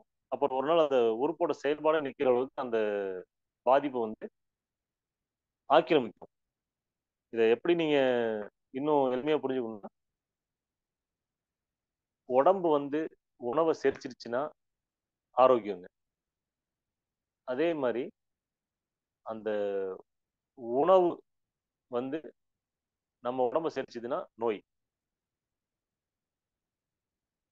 அப்படிங்கிறத நல்லா புரிஞ்சுக்கணும். அந்த இடத்துல உணவு வந்து நம்ம உடம்பு செரிக்குது அப்படின்னா உணவின் மூலமா ஏற்படக்கூடிய கழிவுகள், அந்த கழிவுகள் வந்து தேங்கி நம்ம உடம்ப வந்து செரிக்க ஆரம்பிச்சிருச்சு அப்படின்னா அதான் வந்து நம்ம நோய் அப்படின்னு வந்து சொல்றோம். அதனால ஒவ்வொருத்தருமே அந்த கழிவு தேக்கத்தை வந்து எப்படி அன்றாடம் வந்து வெளியேறத உணர்ந்து பசி, தாகம், ஓய்வு, உறக்கத்தை திரும்ப திரும்ப நீங்க நினைச்சு நினைச்சு அதை சரியான முறையில உணர்ந்து பயன்படுத்துறீங்கன்னா எல்லாருக்குமே கண்டிப்பா வந்து ஆரோக்கியம் கிடைக்கும். இன்னொரு விஷயம், நம்ம ஒரு கழிவு தேக்கம் அதிகமாயிருச்சு, உறுப்போட செயல்பாடு குறைஞ்சிருச்சு, அதாவது தொந்தரவு அதிகமா ஏற்படுது அப்படின்னா நம்ம நவீன மருத்துவம் என்ன பண்ணுதுன்னா அந்த உறுப்பை வந்து வெட்டி வீசிடுவாங்க. உதாரணத்துக்கு பித்தப்பை, கர்ப்பப்பை இதெல்லாம் வந்து கழிவு தேக்கம் அதிகமாயிருச்சுன்னா தொந்தரவு அதிகமா இருக்குன்னு போயிடணும் அப்படின்னா வெட்டி வீசிடுவாங்க. அவ்வளவுதான். அது இருந்தா தானே பிரச்சனை அப்படின்னு வெட்டி வீசிடுவாங்க. என்ன யோசிக்கணும் அப்படின்னா இந்த இடத்துல அந்த உறுப்பு இருந்தும் கழிவு வந்து வெளியேறாம தேக்கி வைக்கப்பட்டு பிரச்சனையாகுது அப்படின்னா அந்த உறுப்பு இருந்துமே நம்மளால ஆரோக்கியமா இருந்து செயல்பட முடியல. ஒரு உறுப்பு இல்லை அப்படின்னா நம்ம எந்த அளவுக்கு ஆரோக்கியமா இருப்போம் அப்படிங்கிறத நம்ம புரிஞ்சுக்கணும். அந்த உறுப்பு இருக்கிறதுனால அந்த இடத்துல ஒரு ஸ்பேஸ் இருக்கிறதுனால அந்த கழிவு அங்க வந்து தேக்கி வைக்கப்படுது. உடம்பு வந்து பாதுகாத்து அது அதுக்கு தேவையான சக்தி கிடைக்கிற வரைக்கும் அங்க சேர்த்து வச்சு வெளியேற்றும், முறையா வெளியேற்றும். ஆனா அந்த உறுப்பையே வந்து வெட்டி வீசிட்டோம் அப்படின்னா நம்மளோட ஆரோக்கியம் எப்படி இருக்கும், நம்மளோட உடம்போட இயக்கம் எப்படி இருக்கும் அப்படிங்கறத நம்ம சிந்தனையில வந்து வச்சுக்கணும். இந்த மாதிரி அக்குபங்சர் மூலம் சக்தி பகிர்வு சீர்கேட்டை வந்து சரி செய்யும் போது கழிவுகள் வெளியேற்றப்படும்.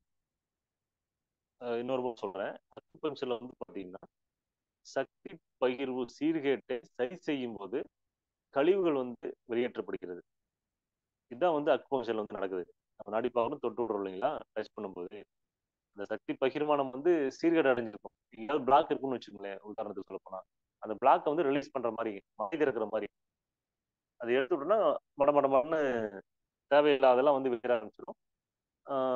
தேவையான இடத்துல ரத்த ஓட்டம் வந்து சீரா இருக்கிறது, மற்ற விஷயங்கள் சீரா இருக்குது, பகிர்மானம் சீரா இருக்குது, இந்த விஷயம்லாம் நடக்கும்.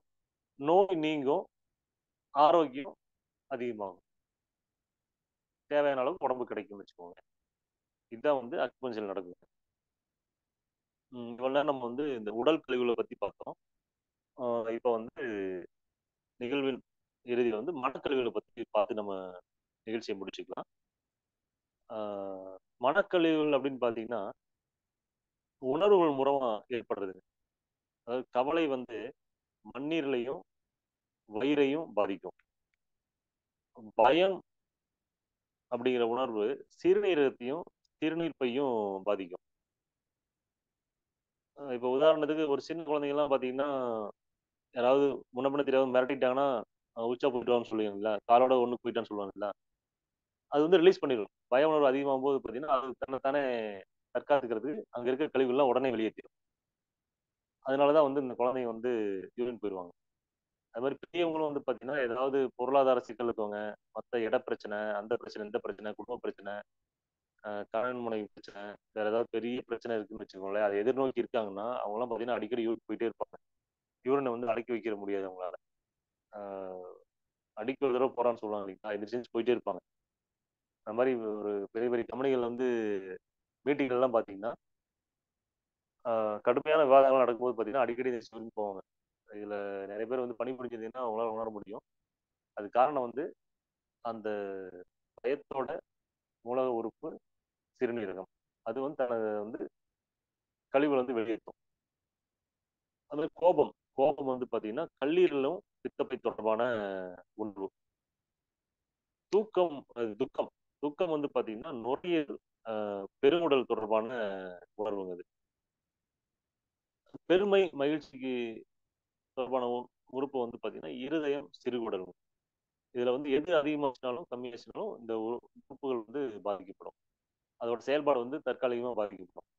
அது மிகையினும் குறையினும் நோய் செய்யும் அப்படின்னு சொல்றாங்க. அது மாதிரி இந்த உணர்வுகள்லாம் உங்க மனதளவுல குறையும் போதும் மிகையாகும் போதும் தொந்தரவுகள் வந்து ஏற்படும்.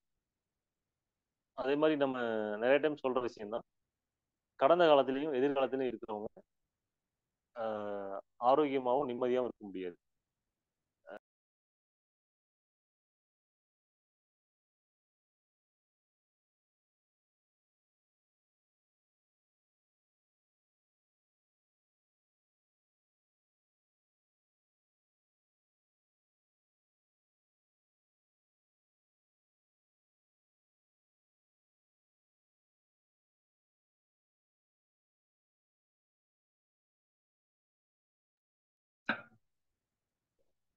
வாழ்க வளமுடன் ஐயா.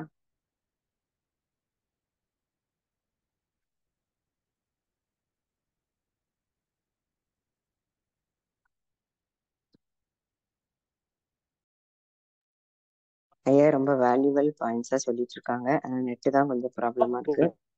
ஆமா கேக்குங்க, இப்ப கேக்குன்னு நினைக்கிறேன். ஐயா இப்ப கேக்குன்னு நினைக்கிறேன். நல்லது. அதான் மனக்கழிவுகள் கடைசியா பார்த்தோங்க. அதுல வந்து கவலை, பயம், கோபம், துக்கம், பெருமை, மகிழ்ச்சி, இது இந்த உணர்வுகளை பத்தி பார்த்தோம். இதுக்கு தொடர்பான உறுப்புகள் பத்தி பார்த்தோம். இது வந்து எது மிகையானாலும் குறையானாலும் நோய் செய்யுங்க. கவலை, பயம், கோபம், ஐயா தூக்கம் பெருமை, மகிழ்ச்சி. வரைக்கும் தான் எங்களுக்கு கேட்டதுங்க ஐயா. தூக்கம் வரதான் கேட்டது. கவலை, பயம், கவலை, பயம், கோபம், துக்கம்ங்க. அது வரைக்கும் தான் வந்துச்சு. அதுக்கப்புறம் கேட்டேன். துக்கம். சரி சரிங்க. துக்கம், பெருமை, மகிழ்ச்சி, இந்த மாதிரி உணர்வுகள் வந்து ஒவ்வொரு மூலத்துக்கு உண்டான ஒவ்வொரு உள்ளுறுப்புகளையும் தொடர்பானது. இதுல எது மிகையினும் குறையினும் நோய் செய்யும். அதை நம்ம வந்து சரியா பேலன்ஸ் பண்ண நம்ம உணர்ந்துக்கணும். அந்த உதாரணத்துக்கு கோபம் அதிகமாக வரும்போது எந்த உறுப்பு பாதிக்கப்படுதுன்னு நம்ம உணர்ந்துக்கணும். கவலைப்பட்டா எந்த உறுப்பு பாதிக்கப்படுது, என்ன பிரச்சனையாகுதுன்னு உணர்ந்துக்கணும். பயம் அதிகமானா எந்த உறுப்பு பாதிக்கப்படும் நம்ம தெரிஞ்சு வச்சுக்கணும். பெருமை அதிகமாச்சுனாலும் அதுக்கு சமமா இருதயமும் சிறுகுடலும் பாதிக்கப்படும். இந்த மாதிரி விஷயங்கள்லாம் தெரிஞ்சு வச்சுட்டீங்கன்னா நம்ம எந்த குணத்துல இருக்கோம் அப்படின்னு நம்ம புரிஞ்சுக்க முடியும். சில பேர் வந்து பேசும்போதே நம்மளால வந்து ஐடென்டிஃபை பண்ணிக்க முடியும். இதெல்லாம் வந்து அவங்களுக்கு தொந்தரவு ஏற்பட்டு இருக்கு, தற்காலிகமா அவங்களுக்கு வந்து இது நிவர்த்தி பண்ணா இவங்க கொஞ்சம் ஆரோக்கியம் இருப்பாங்க அப்படின்னு நம்ம புரிஞ்சுக்க முடியும். அது மாதிரி கடந்த காலத்திலும் எதிர்காலத்திலும் இருப்பாங்க சில பேர். அதுவும் வந்து ஒரு தொந்தரவு தாங்க, மிகப்பெரிய தொந்தரவு. முடிவு போன விஷயத்தை பத்தி கவலைப்பட்டு இருப்பாங்க, நடக்க போறதை நினைச்சு வருத்தப்பட்டு இருப்பாங்க. அந்த மாதிரி ஒரு நடக்குமான்னு தெரியாது, பட் ஆனா இந்த மாதிரி நடந்துருமோன்னு சொல்லிட்டு பயம் வந்து அதிகமா இருக்கும். அதுல வந்து பாதிக்கப்பட்டிருப்பாங்க. அதனால முடிஞ்ச வரைக்கும் கடந்த காலத்திலையும் எதிர்காலத்திலையும் இருக்கிறத வந்து அவாய்ட் பண்ணிட்டு இன்னைக்கு இருக்கிறத பாருங்க. இன்னைக்கு மட்டுமே நிஜமானது, நிரந்தரமானது. நாளைக்கு நடக்கிறது நல்லபடியா நடக்கும்னு நம்ம வந்து நினைப்போம். ஆனா முடிஞ்சு போனதை பத்தி கவலைப்பட்டே இருக்கக்கூடாது. அது முடிஞ்சதை நம்மளால மாற்ற முடியாது. அதோட அமைப்பு அவ்வளவுதான் முடிஞ்சுது அப்படின்னு எல்லாம் இறை செயல் அப்படின்னு நினைச்சு ஏத்துக்கிட்டோம் அப்படின்னா அக்செப்டன்ஸ், அதை வந்து நம்ம சரியான முறையில் நம்ம வந்து ஏத்துக்கிட்டோம் அப்படின்னா மனதளவில் பெருசா பாதிக்க மாட்டோம். மனக்கழிவுகள் அதிகமா சேராது. இன்னொன்னு, சில பேர் மனசுல அதிகமா வந்து நிறைய வச்சுக்கிட்டே இருப்பாங்க. அவங்க கணவரோ இல்ல மனைவியோ இல்ல ரொம்ப அன்புக்குரியவரோ கிடைக்கும் போது அத்தனையும் வெளியில கொட்டுவாங்க. அது கண்டிப்பா வந்து அவங்களுக்கு ஒரு வடிகாலா இருக்கும் அது. அந்த மாதிரி கொட்டினதுக்கு அப்புறம் தான் அவங்க நிம்மதியா இருப்பாங்க. அப்பா உங்கள்கிட்ட சொல்லிட்டேன், எனக்கு பாரம்லாம் குறைஞ்சிருச்சு அப்படின்னு சொல்லுவாங்க இல்லைங்களா, அது எல்லாமே மனக்கழிவுகள் தான். அதனால கணவனோ மனைவியோ குழந்தைகளோ குடும்பத்தினரோ யார் வந்து பேசினாலும் அவங்களுக்கு வாய்ப்பு கொடுங்க. என்ன சொல்றாங்கன்னு முழுசா கேட்டுட்டு அதுக்கப்புறம் அவங்களோட கருத்துக்கள் தெரிவிங்க. அவங்க சொல்ல வந்தது முழுசா சொல்லிடணும். நீங்க பாதியிலேயே தடுத்துட்டீங்கன்னா, அவங்க சொல்ல வேண்டியது சொல்ல வர முடியாம பண்ணீங்கன்னா அவங்க மனசுல வந்து அது கழிவுகளா தேங்கும். அதுக்கு வழி ஏற்படுத்தி கொடுக்க வேண்டாம் நீங்க யாருமே. முடிஞ்ச வரைக்கும் இதுல பெண்கள் வந்து இயல்பாவே நிறைய பேசுவாங்க. அவங்களோட இயற்கையான வடிவமைப்பு அதுதான். அவங்க சொல்ல வர்றது ஆண்கள் வந்து முழுசா கேட்டுக்கிட்டீங்கன்னாவே வீட்டுல பாதி பிரச்சனை வந்து இயல்பா வந்து சரியாயிரும். அதனால அவங்க என்ன சொல்றாங்க அப்படிங்கறத காது கொடுத்து எல்லாருமே கேளுங்க. அதுக்கான நேரத்தை வந்து ஒதுக்கிக்குங்க. உங்களோட பணியின் இடையிலையும் அவசர காலத்துல இயந்திரமா சுத்திட்டு இருக்கும் போதும் அவங்க பேசுறது அட்லீஸ்ட் வந்து போன்லயோ வாய்ப்பு கிடைக்கும் போது கண்டிப்பா நேர்ல அவங்களோட முகத்தை பார்த்து கண்ணை பார்த்து கேட்டுக்கோங்க என்ன தொந்தரவுன்னு. அதுவே அவங்க மனக்கழிவுகள் தேக்கி வைக்கப்படாம மனம் சார்ந்த பிரச்சனையில இருந்து அவங்க விலகி ஆரோக்கியம் இருக்கிறதுக்கு இது வழிவகுக்கும். நல்லதுங்க. நம்ம நிகழ்ச்சியை வந்து இதோட நிறைவு செஞ்சுக்கலாம். அடுத்து கேள்வி பதில் கொடுப்போம். நன்றிகளுங்க அனைவருக்கும். நன்றி. இவ்வளவு நேரம் பொறுமையா கேட்டிருந்த இணைய தொந்தரவுலையும் வந்து பார்த்தீங்கன்னா இவ்வளவு நேரம் பொறுமையா இருந்த அனைத்து அன்பர்களுக்கும் என்னோட நன்றியை வந்து தெரிவிச்சுக்கிறேன். நம்ம கேள்வி பதில் நிகழ்வுக்குள்ள போலாங்க. நன்றிங்க ஐயா, வாழ்க வளமுடன். ஐயாவும் அவ்வளோ நெட் ப்ராப்ளத்துலேயும் நெட்ஒர்க்லேயும் அவங்களோட உரையை சிறப்பாக தொடர்ந்து நம்மளுக்கு கொடுத்தாங்க. உண்மையிலே ஐயாவோட உரை தொடர்ந்து நம்ம கேட்டுட்டு இருக்கிறதுனால நிறைய வாழ்வியல் மாற்றங்கள் இருக்கு. கண்டிப்பா இந்த கழிவுகளோட தேக்கம் என்ன அப்படிங்கிறத ரொம்ப ஆழமா ஐயா சொன்னீங்க. நல்லா மென்னு சாப்பிடணும், அப்படி சாப்பிட்டோன்னா இயற்கையா கழிவு வெளியேறும், அது பிரச்சனை இல்லை. ஆனா இப்ப இருக்கிற காலத்துல மாதவிடாய் காலத்துல பெண்கள் எல்லாம் பாத்தீங்கன்னா ஒரு டேப்லெட்டை போட்டுட்டு அவங்க பாட்டுக்கு ஓடிட்டே இருக்கிறாங்க. இப்ப கண்டிப்பா இந்த முதல் நாள் 2வது நாள் ரெஸ்ட் கொடுக்கணும். அதுக்கு ஒரு கம்பெனி கூட எல்என்டில சொல்லியிருக்காங்கன்னு சொன்னீங்க, ரொம்ப சிறப்பு. அது மாதிரி அந்த ஒரு சாதாரண ஒரு செடி அதை மாத்திரை போட்டு அடக்கி அடக்கி வச்சு அந்த செல்கள்ல கழிவு தேங்கி அதுவே டிபி, ஆஸ்துமா, நிமோனியா, காய்ச்சல், அப்புறம் கேன்சர் வர போகுது அப்படிங்கிறத ரொம்ப சொன்னீங்க ஐயா. அத மாதிரி ஏசி ஃபேன்ல ரொம்ப நேரம் இருக்கக்கூடாது, அந்த இயற்கையா சூரிய ஒளி படணும். அப்படி இருக்கிறதும் நிறைய அந்த கழிவுகள் தேங்குறது இதாகும் அப்படின்னீங்க. அப்புறம் நல்ல இதுக்கும் கழிவுகள் வெளியேறும்னு சொன்னீங்க. நல்லா இப்போ ஒரு மலையில நனைஞ்சோம் அப்படின்னா கூட உள்ள கழிவுகள் அது அது மூலமா வெளியேறும் அப்படின்னும் சொன்னீங்க. அப்ப மெயினா என்னன்னா ரசாயன இதை உள்ள கொடுக்க கூடாது, உடல் உடல் சொல்றதை கேட்கணும். தாகம் இல்லாம தண்ணி குடிக்க கூடாது, பசி இல்லாம சாப்பிடக்கூடாது, தாகத்தின் போது சாப்பிடாம இருக்கக்கூடாது. மெயினா பசி, தாகம், தூக்கம், பாலுணர்வு, இந்த இதுல ரொம்ப விழிப்பா இருக்கணும் அப்படிங்கறதுதான் ஐயாவோட இன்னைக்கு ஆழமான ஒரு உரை. பசிக்கும் போது சாப்பிடணும், மென்னு சாப்பிடணும், தாகம் வரும்போது தண்ணி குடிக்கணும், தூக்கத்துக்கு முக்கியத்துவம் கொடுக்கணும், ஒரு ஓய்வு, அந்த உடல் வெளியேற்றுது அப்படின்னு உடல் சொல்லும் போது அதுக்கு முக்கியத்துவம் கொடுத்து நம்ம அந்த ஓய்வு கொடுத்தோம்னா அந்த கழிவுகள் வெளியேறும். அப்ப செல்கள்ல கழிவுகள் அதிகமா தேங்கும் போதுதான் அது கண்டிப்பா கேன்சர் வரைக்கும் போகுதுங்கிறத ஐயா ஆழமா கொடுத்தாங்க. அதோட இது உடல் கழிவுகள், மனக்கழிவுகளை ஐயா ரொம்ப சிறப்பா சொன்னீங்க. கவலை, பயம், கோபம், தூக்கம், துக்கம், பெருமை, மகிழ்ச்சி, எல்லாத்துலயுமே ஒவ்வொரு உறுப்பும் அதுக்கு விளக்கமா கொடுத்தீங்க.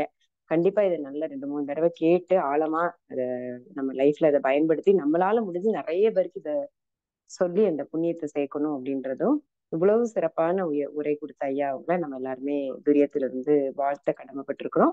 முக்கியமா கடந்த காலம் எதிர்காலத்தில் இருக்கக்கூடாது, இன்னைக்கு பொழுது நம்ம சந்தோஷமா கழிக்கிறோம், அது ரொம்ப முக்கியம். ஒண்ணு கடந்த ஒரு கவலையை நினைச்சிட்டு இருக்காது, இன்னும் எதிர்காலத்துல என்ன ஆகுமோன்னு நினைக்கிறது, அதுவும் ரொம்ப சொல்லி மிக சிறப்பாக சிந்தனை உரை கொடுத்த அத்திகிலர் தேவராஜ் ஐயா அவர்கள் வாழ்க வளமுடன். தேவராஜ் ஐயா அவர்களும் அவர்களது அன்பு குடும்பம் அற்பேராற்று கருணையினால் உடல் நலம், நீல ஆயுள், நிறை செல்வம், உயர்ப்புகள், மெய்ஞானம் ஓங்கி வாழ்க வளமுடன், வாழ்க வளமுடன், வாழ்க வளமுடன். ஐயா வெளியே போயிட்டாங்கன்னு நினைக்கிறேன். வாழ்க வளமுடன். ராஜு மாமா, ஐயாட்ட போன் பண்றேன், அறிவிப்புகள் கொடுங்க. அறிவிப்புகள் கொடுத்துறோமா? வாழ்க வளமுடன். வாழ்க வளமுடன். சில முக்கிய அறிவிப்புகள். இன்று இரவு 8:30 மணிக்கு இறைமதன் ஐயா அவர்களின் தற்சோதனை வகுப்பு நடைபெறும். நாளை அதிகாலை 4:15 முதல் 7 மணி வரை நடைபெறும் அனைத்து நிகழ்வுகளும் அனைவரும் பங்கேற்று ஆன்ம தூய்மை பெறுவோம். காலை 9 மணிக்கும் 3 மணிக்கும் சித்தர்கள் குழு. இப்ப நாளையிலேருந்து இறையாசிரியர்கள் சித்தர்கள் குழுவில் 2வது குழு இருக்கிறவங்களுக்கும் கொடுத்துருக்காங்க. சித்தர் குழு அவங்களுக்கும் நாளையிலேருந்து நிகழ்வுகள் இருக்கு. அனைத்து நிகழ்வுகளும் அனைவரும் பங்கேற்றுக்கொள்வோம். 12 மணிக்கு தவமும் சிந்தனை முறையும் இருக்கு. அனைத்து நிகழ்வுகளும் அனைவரும் பங்கேற்று ஆன்மீக தூய்மை பெறுவோம். வாழ்க வளமுடன். கேள்வி பதில் ஐயா வந்துட்டாருன்னா கேள்வி பதில் வைக்கலாம். வரேன்னு சொல்லியிருக்காரு, ஒரு 10 நிமிஷம், நாங்க 8 மணிக்கு முடிக்கணும். ஐயா உள்ள வரேன்னு. கால் பண்ணீங்களாமா? பண்ணேம்மா. சரிம்மா, சரி. கால் பண்ணி.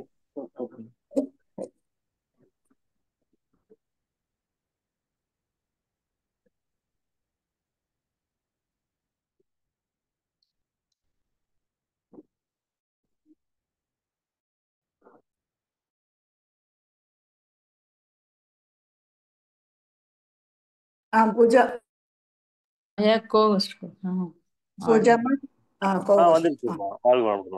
வந்துருச்சு. கேள்வி கேட்க விரும்பும் அன்பர்கள் ஆண்ட்ராய்ட் செய்யலாம். வாழ்க வளமுடன்.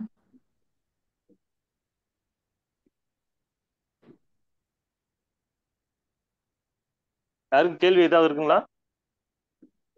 அதுக்கு தான் ஆண்ட்ராய்ட் பண்ண சொல்லிட்டேன். சரி, யாராவது ஏதாவது டவுட் இருக்கா? கேள்வி கேட்குறவங்க விரும்புறாங்க, ஆண்ட்ராய்ட் பண்ணலாமா? வாழ்க வளமுடன்.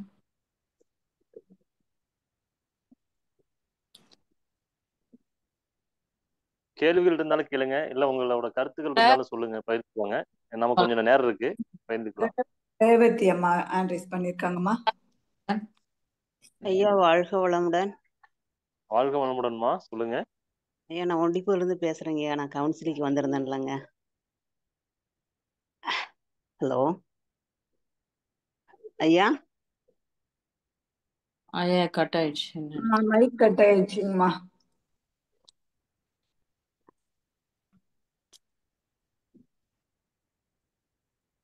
ரொம்ப நெட் ப்ராப்ளமா இருக்குதுன்னு நினைக்கிறேன். ஆமா, ஆனா பரவாயில்ல, எவ்வளவு தூரம் ஐயா கிளாஸ் கொடுத்ததே இன்னைக்கு பெரிய ஆமா விஷயம். ஆமா ஆமா. ம்.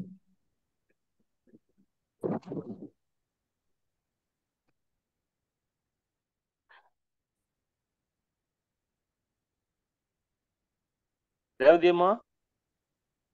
ஐயா ஐயா வாழ்க வளமுடன். வாழ்க வளமுடன்மா, சொல்லுங்க சொல்லுங்கம்மா, ரேவதி அம்மா சொல்லுங்க. ஐயா நான் வந்து எங்க வீட்டுல அவருக்கு கொஞ்சம் இரணியா பிரச்சனை கவுன்சிலிங்க்கு வந்திருந்தேன்லங்க. சரிங்க. அது நீங்க வந்து கவுன்சிலிங் கொடுத்தீங்க, அவர் அதை ஃபாலோ பண்ணல. சரிங்க. அப்புறம் ஆப்ரேஷன் பண்ற மாதிரி ஆயிருச்சு. ஆப்ரேஷன் பண்ணணும். பண்ணி ஒரு ஒரு 6 மாசம் ஒரு 6 மாசம் ஆகுதுங்கய்யா. அவருக்கு சரிங்க. வந்து அந்த தொப்புள் கிட்ட இருந்து பாதி தொட முடிக்கும். அப்படியே அலர்ஜி மாதிரி சரிங்க. வந்து அப்படியே ரத்தமும் அது ஒரு மாதிரி நெம்ப அலர்ஜியா இருக்கு. ஓ அப்புறம் சரி சரிங்க. அது வந்து கழுத்துக்கிட்ட கால் எல்லா பக்கத்தையும் கொஞ்சம் பரவிட்டு இருக்குது. அப்புறம் அவங்க நாட்டு மருந்து கடையில போய் அந்த ஏதோ ஒரு பட்டைன்னு சொல்லி வாங்கி போட்டாங்க. பரங்கி பட்டைன்னு சொல்லிட்டு. ஹலோ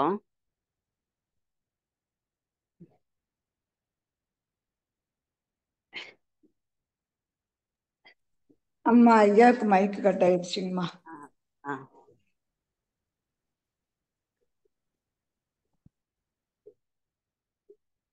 ரேவதி அம்மா சொல்லுங்கம்மா. ஐயா அப்புறம் அது கொஞ்சம் அலர்ஜி மாதிரி வந்து நெம்ப புண்ணா இருக்குதுங்கய்யா. சரிம்மா.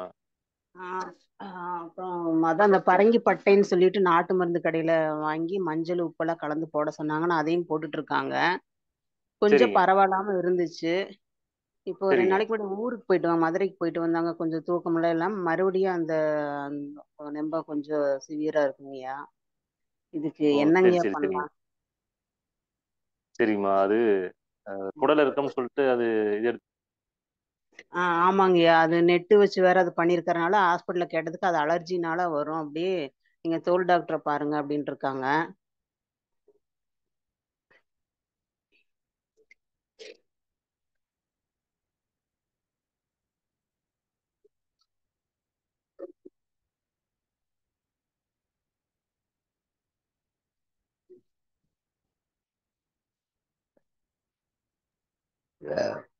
அம்மா கேக்குது. கேக்குதுங்கய்யா கேக்குதுங்கய்யா. நீங்க தனி அழைப்புல வாங்கம்மா, இது கொஞ்சம் இணைய தொந்தரவா சரிங்க. இருக்கு. சரிங்க என்னோட நினைக்கிறேன், நீங்க தனி அழைப்புல வாங்க, சரி. நான் சொல்றேன். சரிங்க. நன்றிங்கய்யா. நல்லதும்மா, நன்றி. நன்றிம்மா. செந்தில் மதி வாழ்க வளமுடன். ஐயா வாழ்க வளமுடன். வாழ்க வளமுடன்மா, சொல்லுங்கம்மா. பார்க்கின்ஸ் பிளஸ்ன்னு சொல்றாங்க, அதுக்கு மருந்தே இல்லைன்றாங்க, நரம்பு சம்பந்தப்பட்டதுன்னு. அதுக்கு அக்குப்ரெஷர் ட்ரீட்மெண்ட் இருக்கா? சரிம்மா, பார்க்கின்சன்ஸ் ம் அதான சொல்றீங்க? ஆமா. அது இப்ப எங்க ரிலேஷனுக்கு பார்க்கிங் பிளஸ்ன்னு சொல்லியிருக்காங்க. பிளஸ்ஸுங்களா? சரி சரிங்க. ம். எந்த ஊர்ல இருக்கீங்கம்மா நீங்க? நான் சென்னை. சென்னைங்களா? எந்த ஏரியாங்க? வில்லிவாக்கம். வில்லிவாக்கங்களா? சரி. ம்.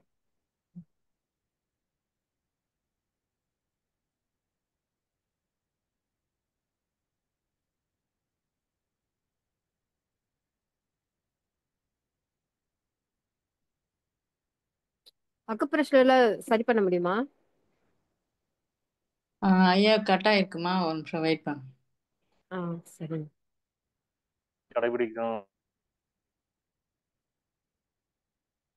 இந்த விஷயங்களை முறையா வந்து கடைபிடிச்சிங்கனாவே அந்த தொந்தரவு வந்து கொஞ்சம் கொஞ்சமா வெளியே வர முடியும். பக்கத்துல யாராவது அக்குபஞ்சரிஸ்ட் இருந்தாங்கன்னா ஒற்றைப்புள்ளி தொடு சிகிச்சை கொடுக்குறவங்க கிளாசிக்கல் அக்குபஞ்சர்ஸ்னா அவங்கள்ட்ட சிகிச்சை எடுத்துக்கோங்க.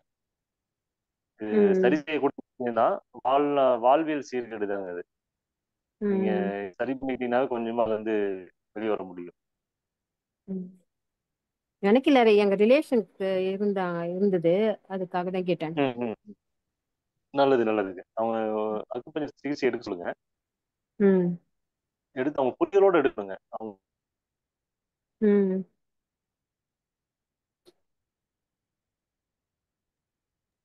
புரிதலோட போய் எடுத்தாதான் அந்த அவங்களுக்கு கிடைக்கும் கண்டிப்பா. ஏன்னா அவங்க சொல்ற விஷயங்களை கொஞ்சம் ஃபாலோ பண்ணணும். அது எந்த மாதிரி தொந்தரவுகள் ஏற்பட்டு அப்படிங்கிறத வந்து புரிஞ்சு வந்து செயல்படணுங்க. செயல்பட்டாதான் அது வந்து நல்லபடியா வந்து பலன் கொடுக்கும். ஏன்னா அவங்க சிகிச்சை எடுத்துக்கிற ஒரு நம்பிக்கை இல்லாம வந்து பாத்தீங்கன்னா போய் எடுக்கிறாங்க அப்படின்னா கொஞ்சம் தாமதமாகும். செயல்படும் தாமதமாகும். அது புரிஞ்சு உணர்ந்து வந்து பாத்தீங்கன்னா ஒரு தொந்தரவு இருக்கு, எனக்கு இது சரியாகணும் அப்படின்னு சொல்லிட்டு அவங்க சொல்ற விஷயம்லாம் ஃபாலோ பண்ணும்போது சீக்கிரமா அது வந்து வெளியே வரதுக்கு நிறைய வாய்ப்புகள் இருக்கு. என்ன ஏஜுங்க நீங்க சொல்றவங்களுக்கு? அவருக்கு 70 சொன்னாங்க. 70ங்களா? சரி, யூரின் எது அடக்கி வைப்பாரான்னு கேளுங்க. யூரின் அடக்கி வச்சாலும் இந்த மாதிரி தொந்தரவுகள் ஏற்படுறதுக்கு நிறைய வாய்ப்புகள் இருக்கும். ஏதாவது பயத்தின் காரணமா இருந்தாலும் தொந்தரவு ஏற்படும். யூரின் வந்து ரொம்ப நேரம் அடக்கி அடக்கி வைக்கிறாங்கன்னா அந்த மாதிரி மனிதர்கள் அந்த மாதிரி தொந்தரவுகள் வரும். அது கேட்டுக்கோங்க. பக்கத்துல இருக்க அக்குபஞ்சரிஸ்ட் பார்க்கணும். நன்றி. வாழ்க வளமுடன். வாழ்க வளமுடன். தேவி அம்மா வாழ்க வளமுடன் அம்மா. வாழ்க வளமுடன் அம்மா. வாழ்க வளமுடன் ஐயா. வாழ்க வளமுடன். வாழ்க வளமுடன் சொல்லுங்கம்மா. நாங்க சென்னிமலையில இருந்து பேசுறோங்க ஐயா. கடந்த 6 மாசமா அக்குபஞ்சர் ட்ரீட்மெண்ட் பார்த்துட்டு இருக்கிறேங்க ஐயா. கொஞ்சம் ப்ரெஷர் கொஞ்சம் அதிகமா இருந்ததுங்க. சரிங்க. அப்புறம் பாத்தீங்கன்னா அலர்ஜி இருந்துச்சு, அதுக்கு ஓரளவுக்கு பரவாயில்ல. ப்ரெஷர் வந்து அப்படியே இருந்துட்டே இருந்ததுங்க. மாத்திரை இதே எடுத்துட்டு இருந்தாங்க. ஒரு 5-6 வருஷமா மாத்திரை எடுத்துட்டு இருந்தாங்களா. அப்புறம் பாத்தீங்கன்னா ஒரு 2 வாரத்துக்கே அக்குபஞ்சர் பார்த்துட்டு 3ஆவது வாரம் மறுபடியும் ஏறி ப்ரெஷர் அதிகமாகிறது, தலைவலி வாமிட் வந்துடுறதுங்க. இப்படியே இருந்துச்சுங்க. அப்புறம் இந்த ட்ரீட்மெண்ட் நம்ம செட் ஆகலைன்னு நினைச்சிட்டு கொஞ்ச நாள் விட்டுட்டாங்க. 1 மாசம் 2 மாசம் அளவுல மறுபடியும் ட்ரீட்மெண்ட் ஆரம்பிச்சாங்க அக்குபஞ்சர்லையும். அப்புறம் இப்போ 2-3 வாரம் ஆயிடுச்சுங்க ஐயா. மாத்திரையெல்லாம் எடுத்துக்கிறது இல்லை. இப்போ உடம்புலாம் நல்லாதான் இருக்குங்க. அது இடையில வந்து நாங்க கண் பிரச்சனைன்ட்டு கண் கொஞ்சம் ஊசி கோர்க்கறதெல்லாம் ஒன்றும் தெரிய மாட்டேங்குதுன்ட்டு கண்ணாடி மாத்தலாம் அப்படின்ட்டு போனா டாக்டர் என்னங்கிறாங்க, அதிகப்படியான ஏதோ ஸ்டீராய்டு மாத்திரையெல்லாம் நீங்க எடுத்திருப்பீங்க போலக்கு, அதனால வந்து இந்த மாதிரி கண் இது இப்படி ஆயிடுச்சு, நீங்க ஆப்ரேஷன் தான் பண்ணணும் அப்படின்னு சொல்லிட்டு அனுப்பிச்சிட்டாங்க. ஆப்ரேஷனுக்கு எப்போ வர்றீங்க அப்படின்னாங்க. அப்புறங்க ஐயா அதை வந்து மறுபடியும் அக்குபஞ்சர் போட்டு நீங்க வந்துட்டு இருங்க, நல்லா ஆயிரும் அப்படிங்கிறாங்க ஐயா. அப்புறம் என்ன செய்யலாங்க? இப்போ ப்ரெஷர் மாத்திரை எடுத்துக்கிறது இல்லைங்க, நிறுத்திட்ட 3 வாரம் ஆயிடுச்சுங்க.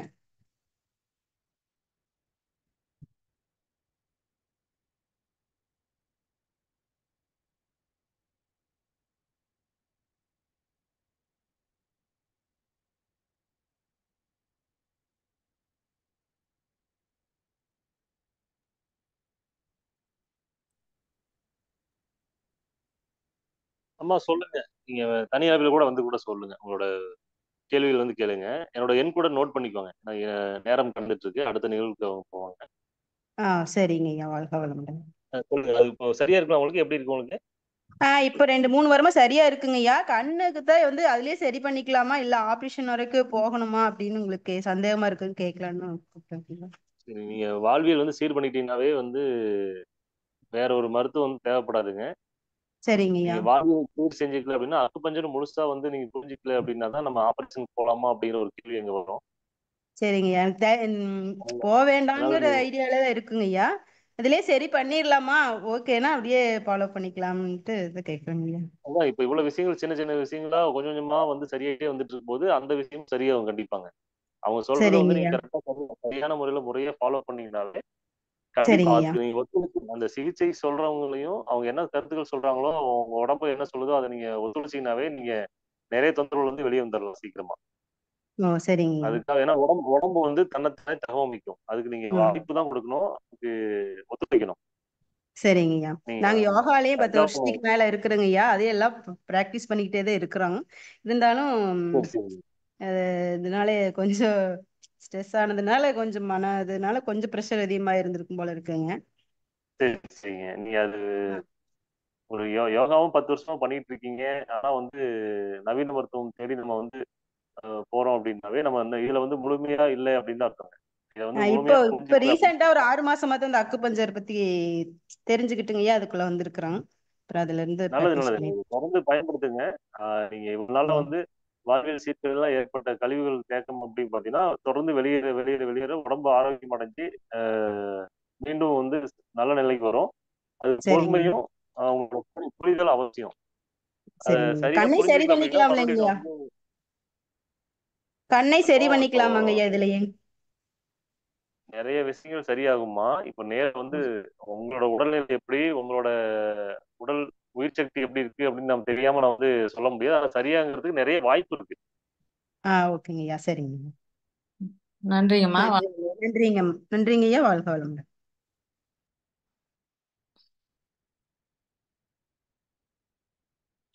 மகேஸ்வரி அம்மா, வாழ்க வளமுடன். வணக்கம் ஐயா. வாழ்க வளமுடன்யா. ஐயா நெட்டு இதுவாயிருக்கு, பார்க்கலாம். ஒரு நிமிஷம் இருங்க, வெயிட் பண்ணுங்க.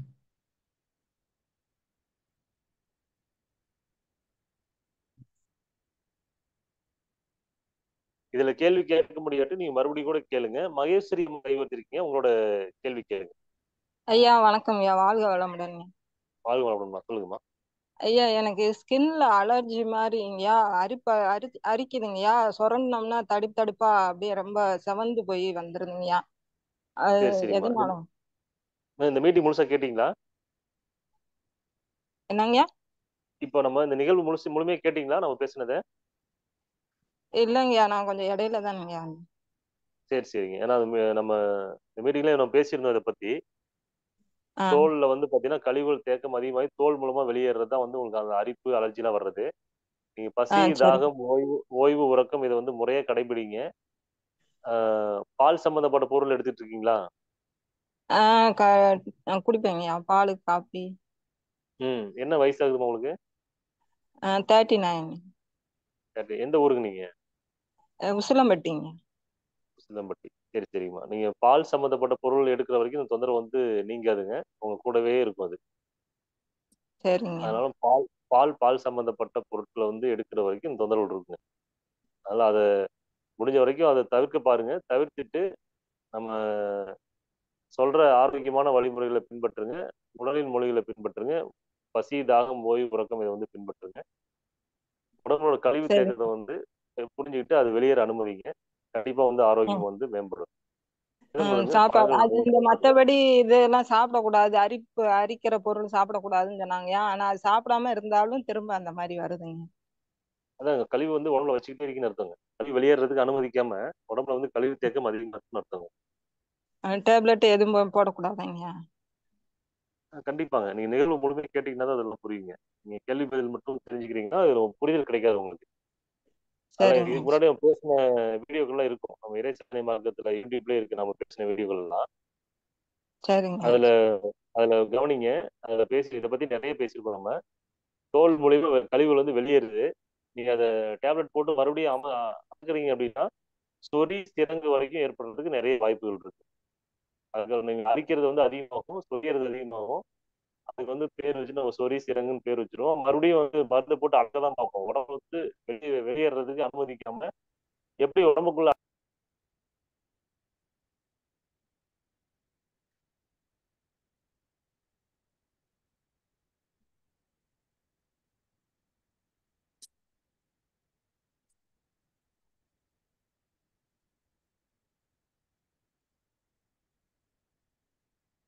வாழ்க வளமுடன் அம்மா. டைம் ஆயிடுச்சு, நிறைவு செஞ்சுக்கலாமா? வாழ்க வளமுடன். நல்லதுமா. நீங்க கேள்வி இருக்கவங்க என்னோட தனிப்பதிவுல கூட வந்து நீங்க பேசலாம். நீங்க உங்களுக்கு தேவைப்பட்ட கேள்வி கேட்டுக்கலாம். நன்றிங்க. நன்றிங்க. அதனால நீங்க கழிவுல இருந்து அடக்கி வைக்க வேண்டாமா? மாத்திரை சரி மருந்துகள் போட்டு அடக்கி வைக்கிறீங்கன்னா அடுத்து சொறி சிரங்கு அப்படிங்கிற மாதிரியான விஷயங்கள் சேரும். அது முடிஞ்ச வரைக்கும் தவிர்க்கிறதுக்கு முயற்சி பண்ணுங்க. பால் சார்ந்த பொருள் தவிர்த்துக்கோங்க. அதுதான் மெயின். சரிங்க சரி. நல்லதுமா. இணையதளவுலையும் இவ்வளவு நேரம் அமைதியா நிகழ்வு பகிர்ந்துட்டு அத்தனை பேருக்கும் என்னோட மனமார்ந்த நன்றிகளை தெரிவிச்சுக்கிறேங்க. வாழ்க வளமுடன். நன்றிங்க ஐயா, நன்றிங்க. வாழ்க வளமுடன். நீங்க இவ்வளோ உங்களோட நெட்டு ப்ராப்ளத்துலையும் இவ்வளோ தூரம் நீங்க இந்த உங்களோட சிந்தனையை கொடுத்துருக்கீங்க. ரொம்ப சந்தோஷம். வாழ்க வளமுடன். மீண்டும் உங்களை வாழ்த்தி நீங்க ரிலீவ் ஆகிக்குதுன்னா எழுதிக்கீங்க. உங்களை வாழ்த்திட்டாங்க ஐயா. ஒரே நிமிஷம்.